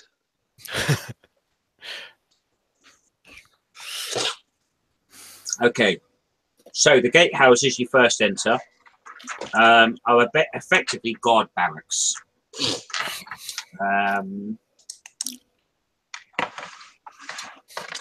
There are 6 bunk beds, so 12 sleeping facilities in all, and 12 foot lockers.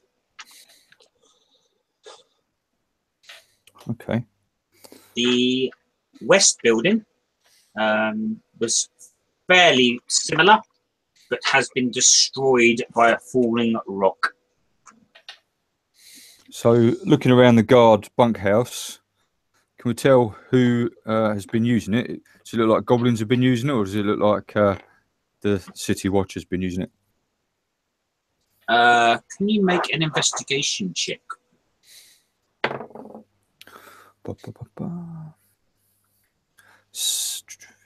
18. 1-8. Whilst dusty, everything is where it should be, where you'd expect it to be of a guardhouse, and you do not believe that goblins have been through here. Any uniforms or items of clothing laying around? There are bits and pieces, but all of it worthless. I was thinking more about dressing up, putting some of it on. None of it would fit you. So it's human size then? It is human-sized. Right. That's a So good start. none of this gear is goblins. Okay. Sorry, it's humanoid-sized. Well, goblins are humanoids, and so are gnomes. And so are humans, and so are dragonborns. It's humanoid of people above 5 foot. Right. Yes, you can call me heightist. I don't give a damn. Okay. Does it smell like goblin? Well, goblins aren't Can you 5 roll foot. a smell check?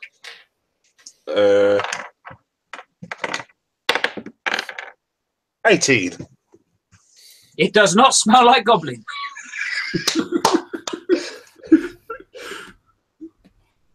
Are we pressing Right. on forward, guys? Yeah. So what So can we? there's effectively 2 gatehouses you can look at, one undamaged and one damaged. I'll look around and say, from my experience, if this was goblins, surely they would try and fortify their one point of entrance into the building. You'd have expected that. Yeah. Doesn't sound like goblins to me. They're quite messy creatures. Rather Could than we? run the risk of scaring people, perhaps we should announce our intentions from Could a we- sheltered perspective. Yeah, I was going to ask if we could, from just looking at it, could we tell where the damage came from if it was thrown across the bridge to the other gatehouse? Oh yeah, because you're fairly new to this, aren't you? Yes. Can you make an investigation roll? Investigation 12. You're level 1. That's good enough for me. Looking at the damage and the holes in the roof, you believe these rocks have come straight down. Okay. Towards the main keep. What do you guys say? Yep, following. Should we Agreed. shout out and announce ourselves, or should we Bigger than hold our us, you cards can, to our if you like. chest? Do you still have that health potion?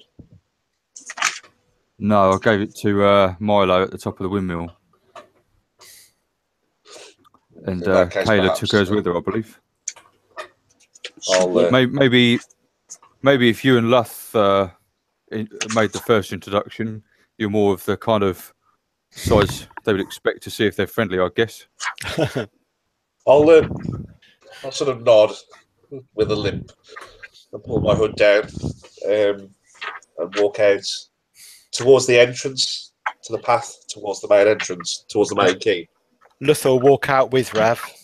I'll cover you from the shadow of the building with my short bow knocked. Okay, so as you enter the inner bailey, then the first thing you notice is a significant number of rocks, and it's fairly evident this building took a lot of pummeling. Ramps lead up to a parapet that encircles the entire yard, 8 feet high. And for a keep, being of your background, you are surprised to see no guards. I'll shout out in common. We're not goblins. And leave it at that. Oh, I think this is the kind of place Luth would be at home at, I would have thought. You hear nothing. I mean, at the moment, it And, looks deserted, doesn't it? We haven't seen any signs of life at all. we saw some movement from the top of the windmill, some shadows. Okay. The only part of the village where the torches were still lit. So you're in the inner bailey at the moment. That's littered with rubble and stuff like that. And the actual keep itself appears to be 2 stories high. Oh, quite small then.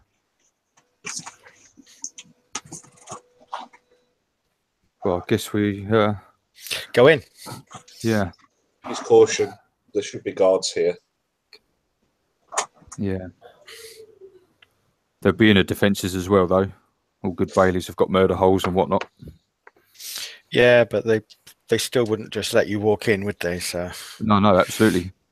If you're in the walls, you're already in the defences. yeah. We should proceed cautiously. Okay, so as you enter the main hall, you see 4 human figures surrounding what looks like a lady on an altar. How are they dressed? They are armed. They are wearing guard uniforms. They've got an emblazon on their chest. And if you spend a second before you truly announce your presence, you can tell they are arguing and at each other's throats, and all is not good in the hood. And the lady on the altar? She is laying face up with her hands across her chest like that, and her eyes are closed. Is there any furniture or anything else in the room? It's a grand hall. Is there just 4 of them, did you say? I'll sort of walk out Are there ahead. tables and a throne and a stage and all that sort of thing, or is it? Okay. I'd Rav like would to walk just. out. Oh, sorry, Carol. I was just going to say I want to duck to one side and try and hide myself behind some furniture or whatever, just out of the way, just for a minute. Okay, stealth roll with I don't think advantage because they're not paying you any attention at all. I don't think the sight of a gnome is going to go down well. Okay, 13, 20 altogether, total.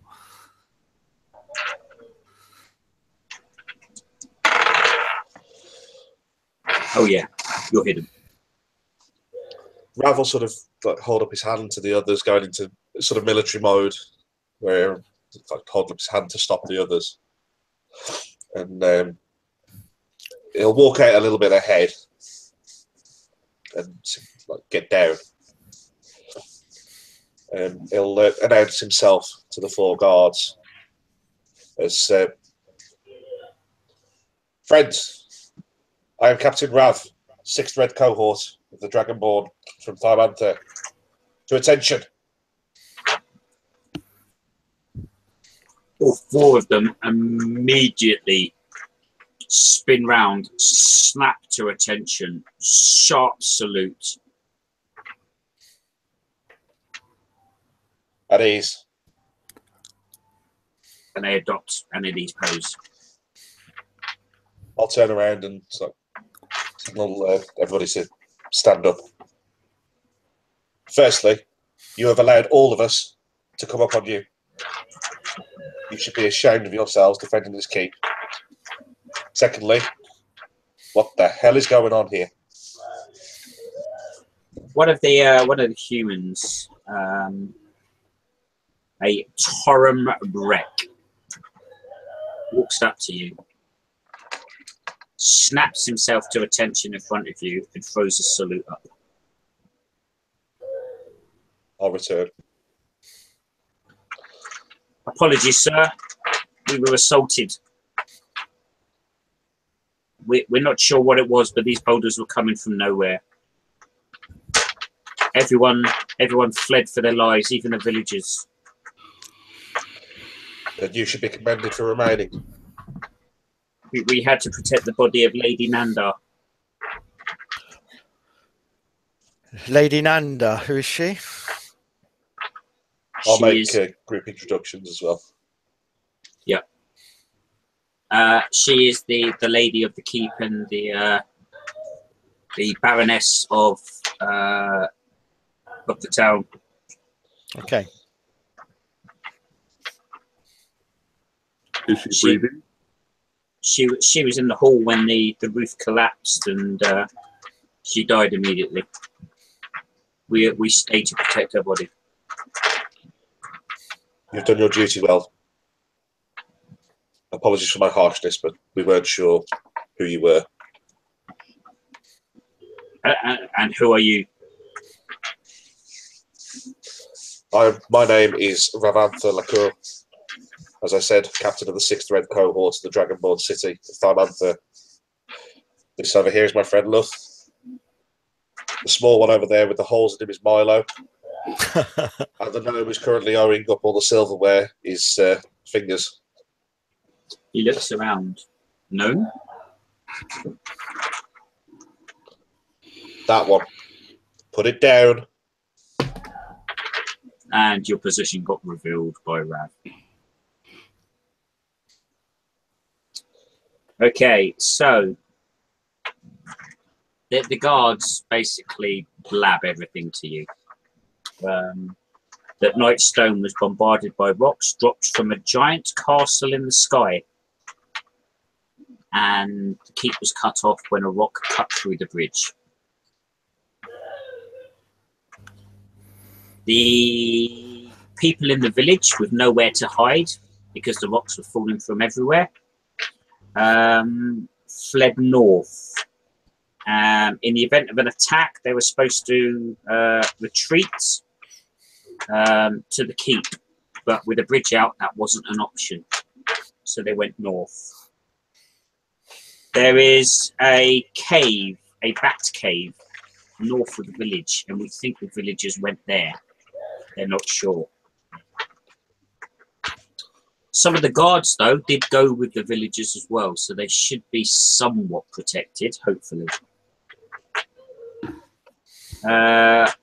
However, when the villagers had fled, 4 pale-skinned giants descended from the sky, uprooted the Nightstone in the village square and took it back to their castle, and the castle then floated off eastward. So giants done this. What's the significance of the Nightstone? Do the guards know? It is rumoured to be magical. No one could translate it, so it was left unidentified. And where did the goblins come into it all? Goblins? Are they not aware their village has been ransacked by goblins? Then they must have come in after the villagers fled. Unfortunately, the protection of Lady Nandar is more important than the protection of the village. If there are no citizens left, there is no one left to protect.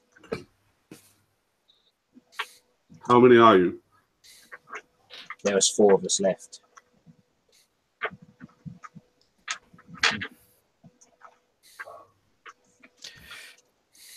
So what's up with the lady then? Is she why is she like that? Is she injured? A huge boulder fell on her. What do you think's up with her, you cretin? Mind your tongue. You didn't spot me a minute ago and you won't spot me in a second when I stick you one. Does she look broken by rocks? Because a body that's had a boulder fall on it's going to be Not much left.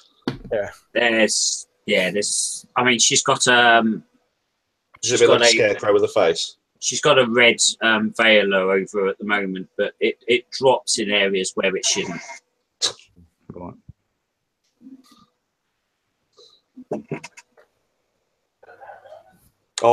Is the keep secure then? I assume, since we obviously didn't know about the goblins.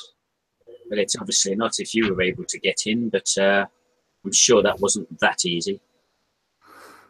There was a few pitfalls in the way. Yes. Fingers, can you make a perception roll?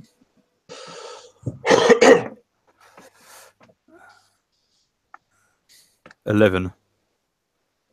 Okay, that's enough. You spot on Lady Nandar's hand a very ornate gold ring. Don't even think about it.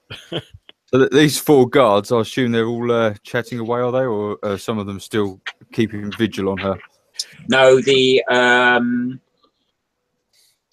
Torrenbreck is addressing Rav, and the other 3 are paying very close attention to Lady Nandar and overseeing her body.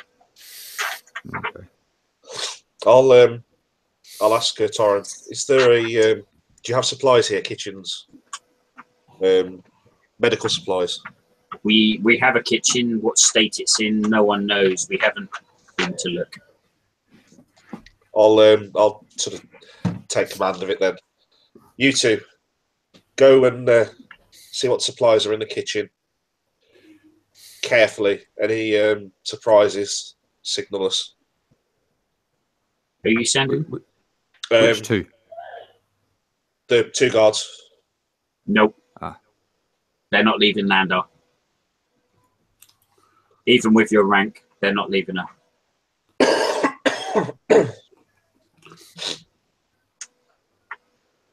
You want the kitchen checked, you send your guys. So, guards, what are your what's your plans in?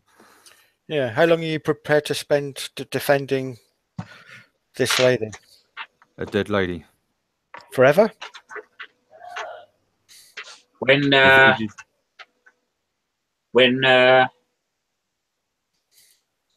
capital hears that we've been under attack and they send reinforcements, then we can stand down from our duties. Do you How have are any they way of here? signaling? Yeah. A signal has been sent, yes. If you want How? to ease What signal? passing of her soul, I can.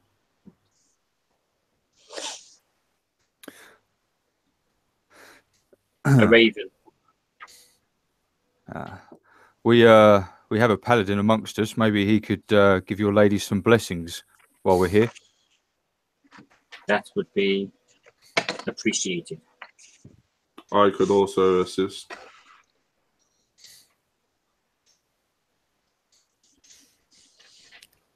Let's do it. Approach the lady. Alongside. Yeah. As you do, you notice they place their hand on their swords, but they don't draw them, and they are eyeing you very carefully. I'm just going to ask them straight. You guys seem a little jumpy. What's the problem? Well, I'll No, go on.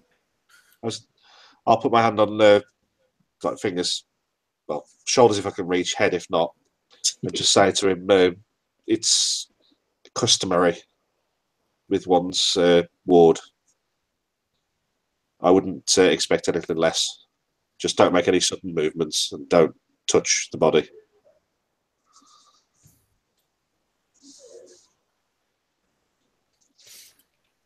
So, Luth will then proceed to give various blessings to the lady, bidding that her soul pass on to the next realm peacefully. But while he's doing that, he'll be looking at the actual figure lying before him to see if there's anything more that he can discover about what happened to her. Okay. Can you make a quick observation? A quick observation. Yep. Oh, I've rolled a natural 20. That's got to be good, hasn't it? Fantastic. So, as was noticed prior, the shawl that she's covered in drops in areas that shouldn't drop. Mm-hmm. There is no colour to her whatsoever. There is no rise and fall of her chest. She is definitely not of this world anymore. But they have done a very good job in ensuring that she's laid peacefully, respectfully. She's covered up as you'd expect someone of her stature, and they're protecting her well.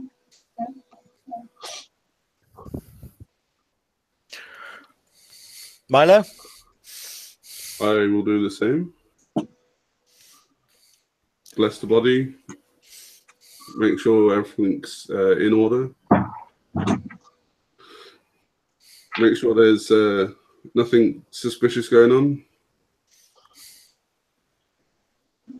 Make sure the passing is as easy as possible for the soul.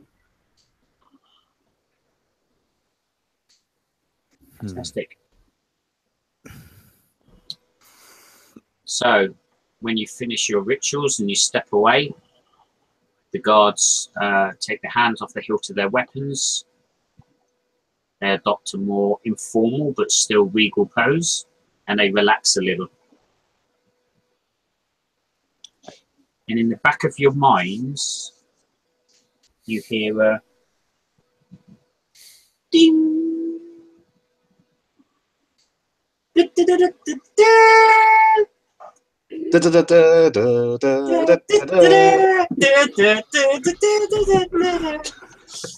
Gents, you have all attained the mighty lofts of level 2. Yay! Ah, I was going to update my character sheet there. yeah. I know. It took me 3 weeks to do it last time.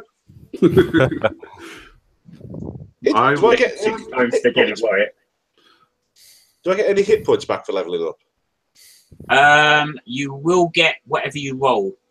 Oh, sweet. I'll do So that now then. you won't go to max.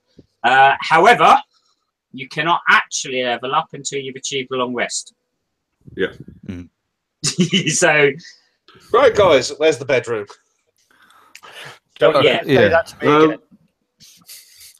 I would like to, with the help of Rav, make sure the perimeter is set, that we are defended. Yeah, I think we should fortify the keep, find something to eat, and Milo, did you remember to unhook your rope? Yes, I unhooked it a long time before. Because as you tugged on it, I wrapped it around the post.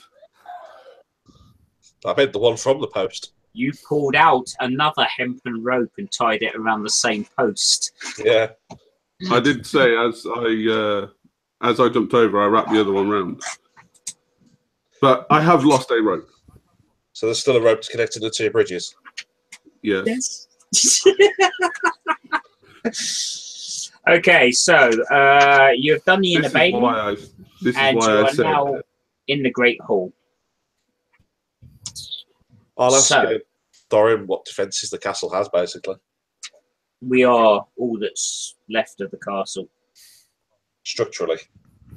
No, we are all that's left. But it gives you a description of what's else makes the keep. So on the west wall, there is a kitchen and a den.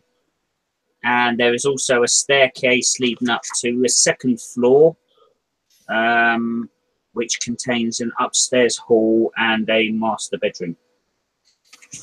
can I ask the guards how long it would, how long they expect it to be until some kind of help arrives? They've sent a raven. What would they anticipate the? Any time now, up to 48 hours. as they're talking, I will go out to where we entered, as we didn't close the doors behind us either. No, you didn't. So I will I'm go gonna- out to inspect and prepare the defences. Luth will periodically, like every couple of minutes or so, just make sure that, with a glance, that the ring is still on the lady's finger. Okay, for now it is there. So I think I'm going to go and wander off and try and find a kitchen of some sort. See if I can get some food for everyone. Okay, cool. So you're heading over to the east to look for the kitchen, yeah? I'll shout and Fantastic. make special eyes for a health potion. As you open the door, which the guard pointed to was the kitchen, the entire room lies under rubble. Don't look like the kitchen's here anymore. Rav, what sort of condition are you in? You know, is it evident that you're in a bad condition? Yeah, I'm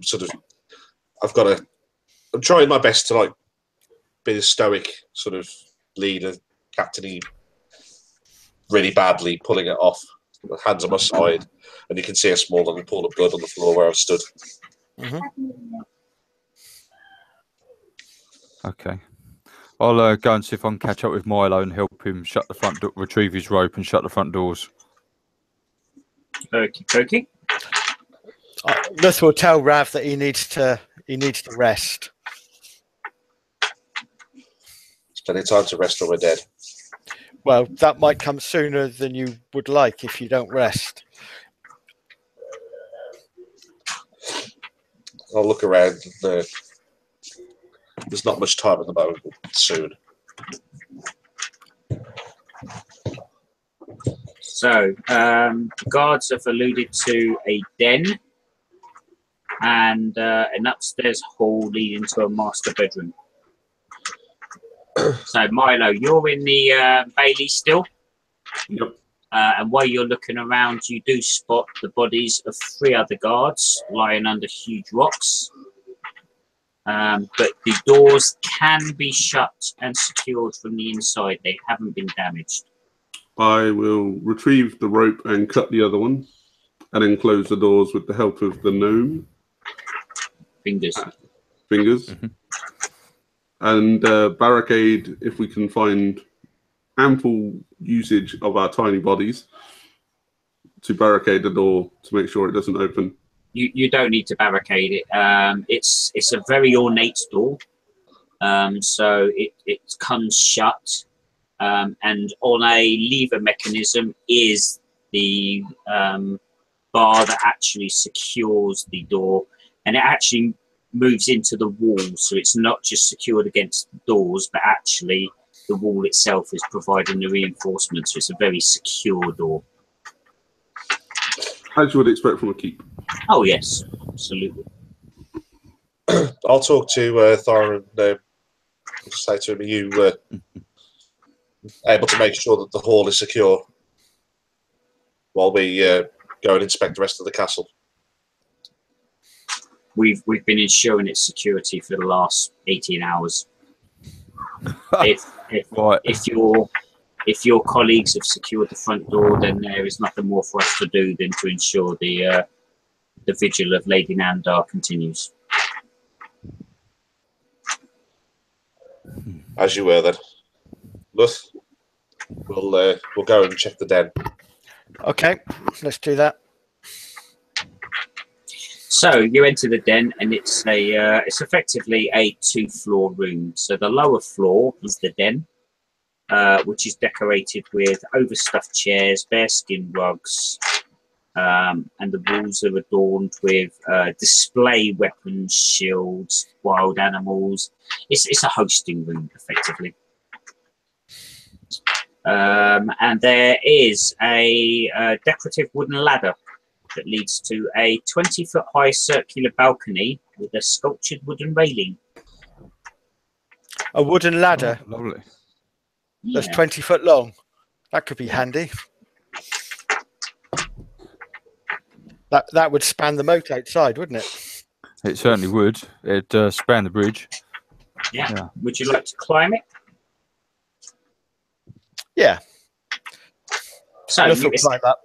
So you ascend the ladder with ease, and as you climb up, you notice that there is in fact a library on the upper level, filled with loads and loads of bookshelves. Basically, Lord Nanda and his wife Lady Nanda were famous hunters, and this was their rest room for all the hunting parties to discuss the beast they were hunting, to relax, to discuss. A little oasis of civilization. It was. So Lord Nandar, it was a place to tell stories. Lady Nandar used it as a collection of books on philosophy, nature, poetry, and that sort of thing. So the value of the room is entirely sentimental. Fingers. Oh, I'm still with Milo. Not pointing fingers, but fingers. I'll shout up at nothing. Just asking, is all well up there? Yeah, just a lot of books. Nothing that's going to be of immediate use to us, I don't think. Just typical, isn't it? If Taman was here, he'd probably spend the next week up there. This is where we can leave him. He's just been following us at the moment, terrified. Yeah. We'll just leave him in the library. Yeah. But it's typical, isn't it? We've got a whole load of books, but no kitchen. Yeah. Sod's law, isn't it? Nourishment for the soul. Yeah. So between the kitchen and a den, stairway that leads to an upstairs hall, which you know belongs to the master bedroom. I'll start making my way towards the staircase while I wait for Luth to descend the ladder. Yeah, so at which time Milo and Fingers would have come back.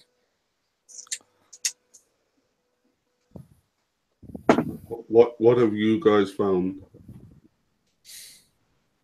Memories. Nothing of immediate use. We're just heading upstairs. Have you found somewhere safe we can rest up yet? Have you found any food? That No. is still eluding us. No food, and I don't think anywhere's safe here. But the den at least looked pretty cozy, didn't it? That would be a good place to rest for a short while. Yeah, it's undamaged. Okay. And what's up the these guards stairs there, here? by the way.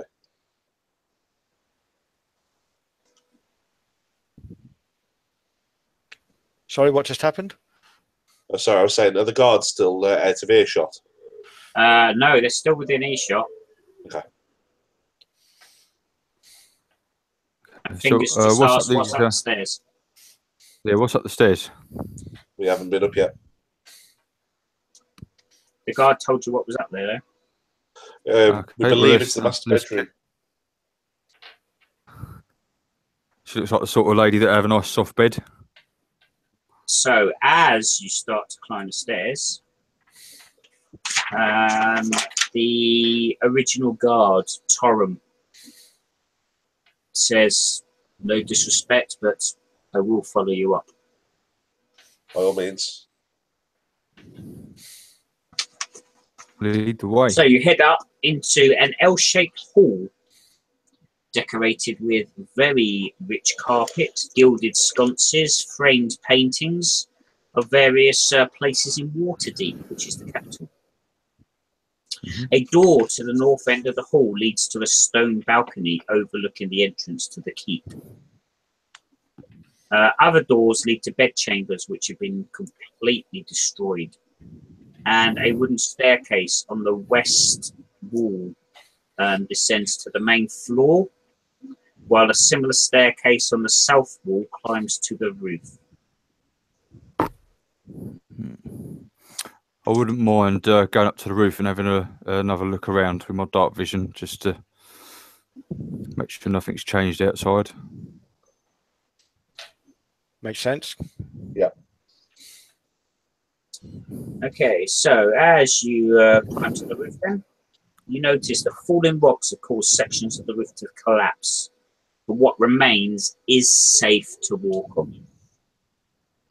A flag waves in the breeze on top of a 30-foot high wooden flagpole, and it is the head of a golden fox with a rose clenched in its teeth on purple background, which you know indicates a member of the royal family. Which one? The royal family. The king. Purple is any relation to the king.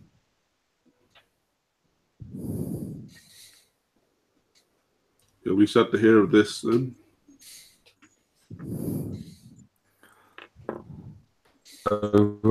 What can we see around the village? Is there any movement? Has anything changed? Any torches been lit? Due to your height, you cannot see. I thought it was only a two-story building, wasn't it? Yeah. And you're elevated above the ground. You've gone up on a bridge, and you're further away from the village as well. The bridge is 70 foot long. So I can't see any torches that have been lit, though, or No, there's no you sort of can't. obvious sign of... No. If they had been lit, you would have seen that. Yeah, okay. Right. And no noise or anything like that? Make a perception roll. Goodness me. That would be 3. No noises at all. Right. So can we settle for the night? I think the den sounds like the best bit from what you guys have described. Well, it's certainly going to be comfortable, and it seems fairly defensible as well. So it's as good as we're going to find around here, I think. Yeah. And everyone else, make a perception roll, please.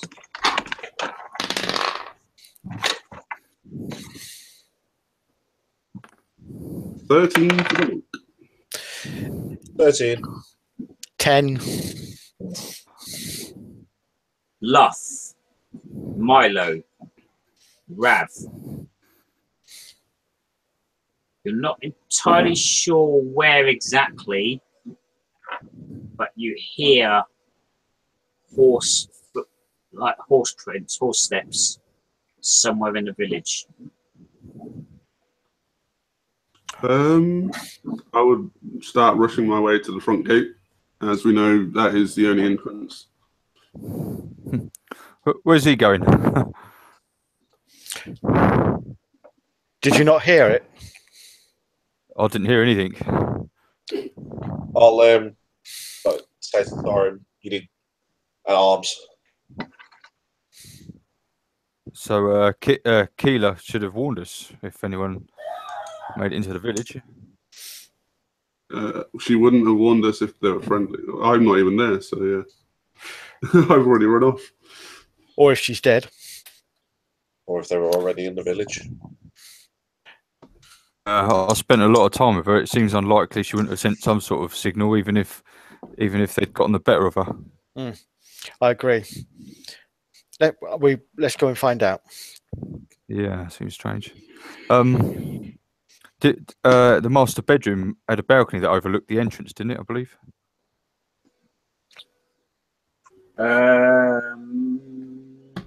No. No, I must have misheard. Sorry. It was part of the L-shaped hallway, the north side. Okay. I'll just throw into the mix here, guys, that most keeps, I don't know about this one, but most keeps would have a cellar, even if it's just for keeping wine or storage, but maybe dungeons as well. And they would be in a very obvious place for people to go and hide in the event of rocks falling from the sky. We ought to check it out just in case.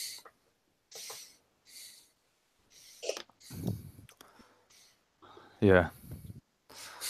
I think we check with the guards, I think, on the way down and ask them if there were any horses stabled in the village. Okay, so you head down to the guards. If they don't keep horses, then it's certainly from outside the village, which is very worrying. So we want to know if there's a cellar, and we want to know if there are any horses stabled in the village as one's approaching the keep. Okay, firstly, there are no cellars. Secondly, there was a stables.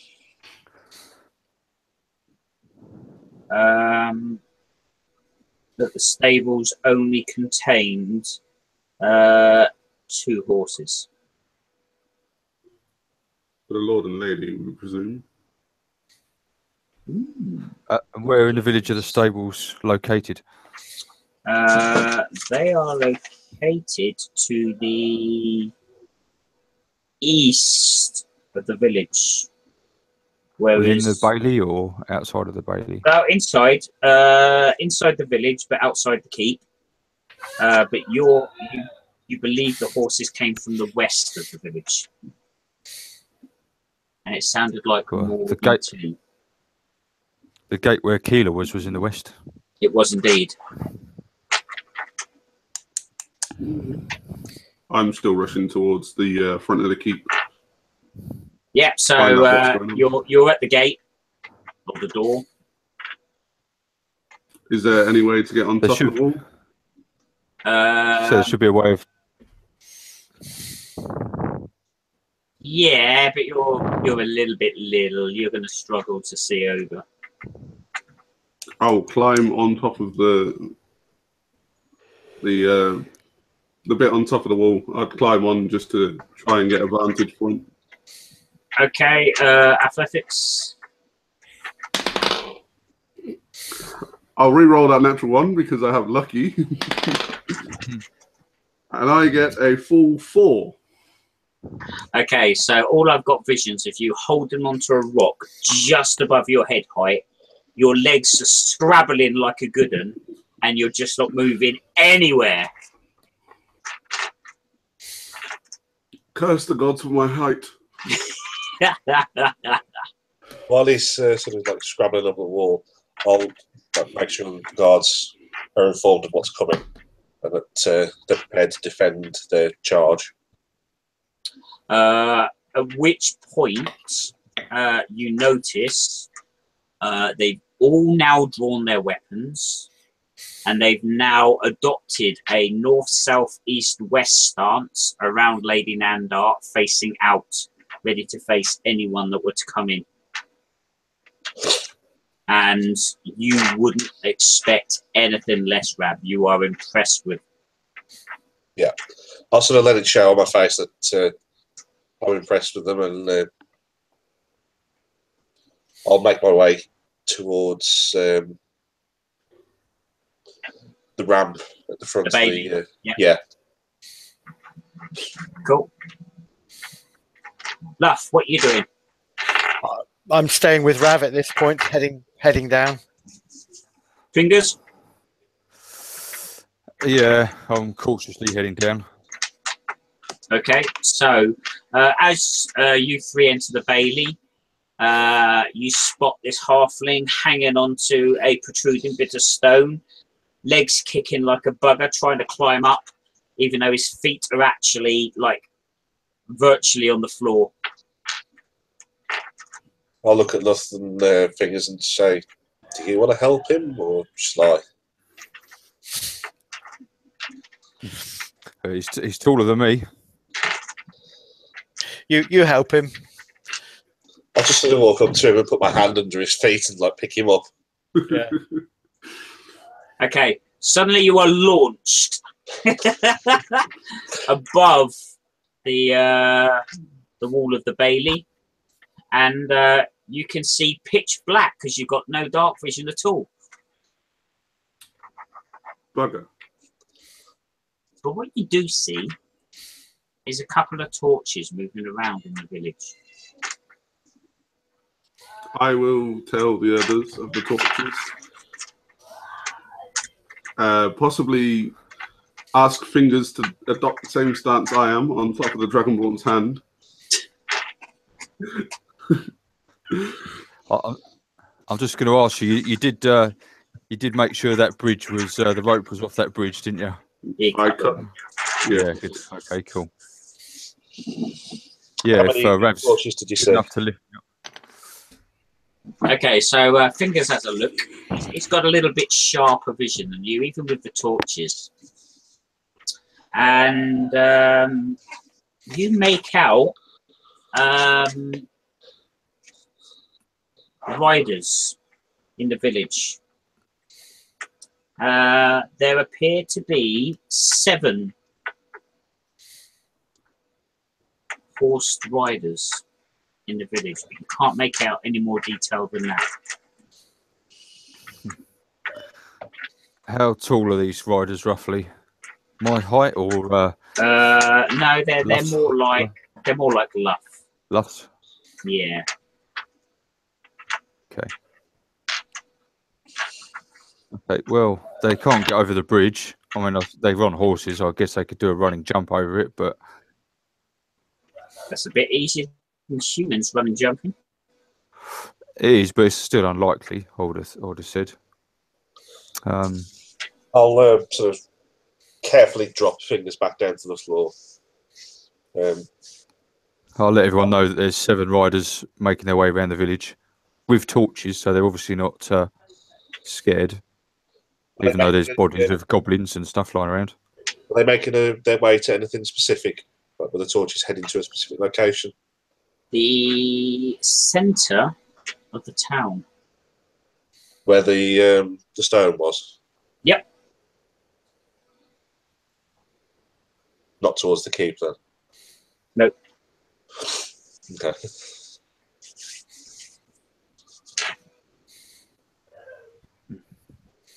I guess it depends whether you want them to know that we're here or not.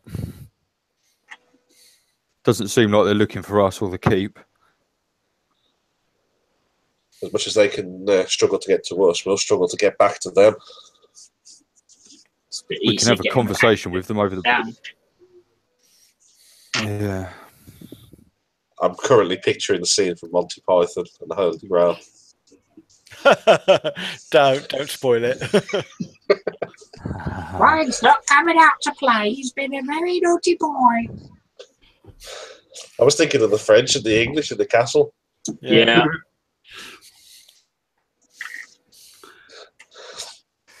I think maybe we should beckon them to come over to us slowly. Yeah, They I think can't see how many we are. We've got a wall round us, haven't we, and whatever. it's good to get them to come here rather than us go to them, because we're in a good position, aren't we? Yeah. They Is there don't know a how many of vantage us there are. We're fortified and the bridge is out, so Is there a we've got vantage some point things like on going. the Bailey wall? Like, where we could. Yeah, I mean, you've got the heights, you've got half cover with the Bailey, and you've got the fact that the bridge is broken. So you've got everything going for you at the moment. Shall I make our presence known? Yeah, introduce us. Before you do that, at 10:20, I think that's probably a good point to stop before we engage in the next part of what's going to happen. Okay. If you're all happy with that. I know some of you have to get away at a fairly... It would I'll suit certainly me, do. yeah. As much as I really, really want to carry it on, Yeah. I think I might Yeah. be wearing testicles if the wife catches me playing anymore. Oh, I've got to go to work in about 5 hours, so I do need to get to some sleep. Sadly. Okay, gents. So let's call that a night there. It's good. I've enjoyed it, to be honest. Lots of roles, lots of adventures. I'm gutted that Taman wasn't here, because I think his nose in a book's thought of things would have made things very interesting as well. Yeah, So, thank you very much for watching. If you have been watching, if you haven't, hopefully you will watch it. Don't forget to subscribe, Dungeons and Dragons. And the next episode 3, we will plan a date and advertise it as soon as possible. So from me, from Craig, from Lee, from Ollie, and from Royston, good night and Happy New Year to you all. Good night.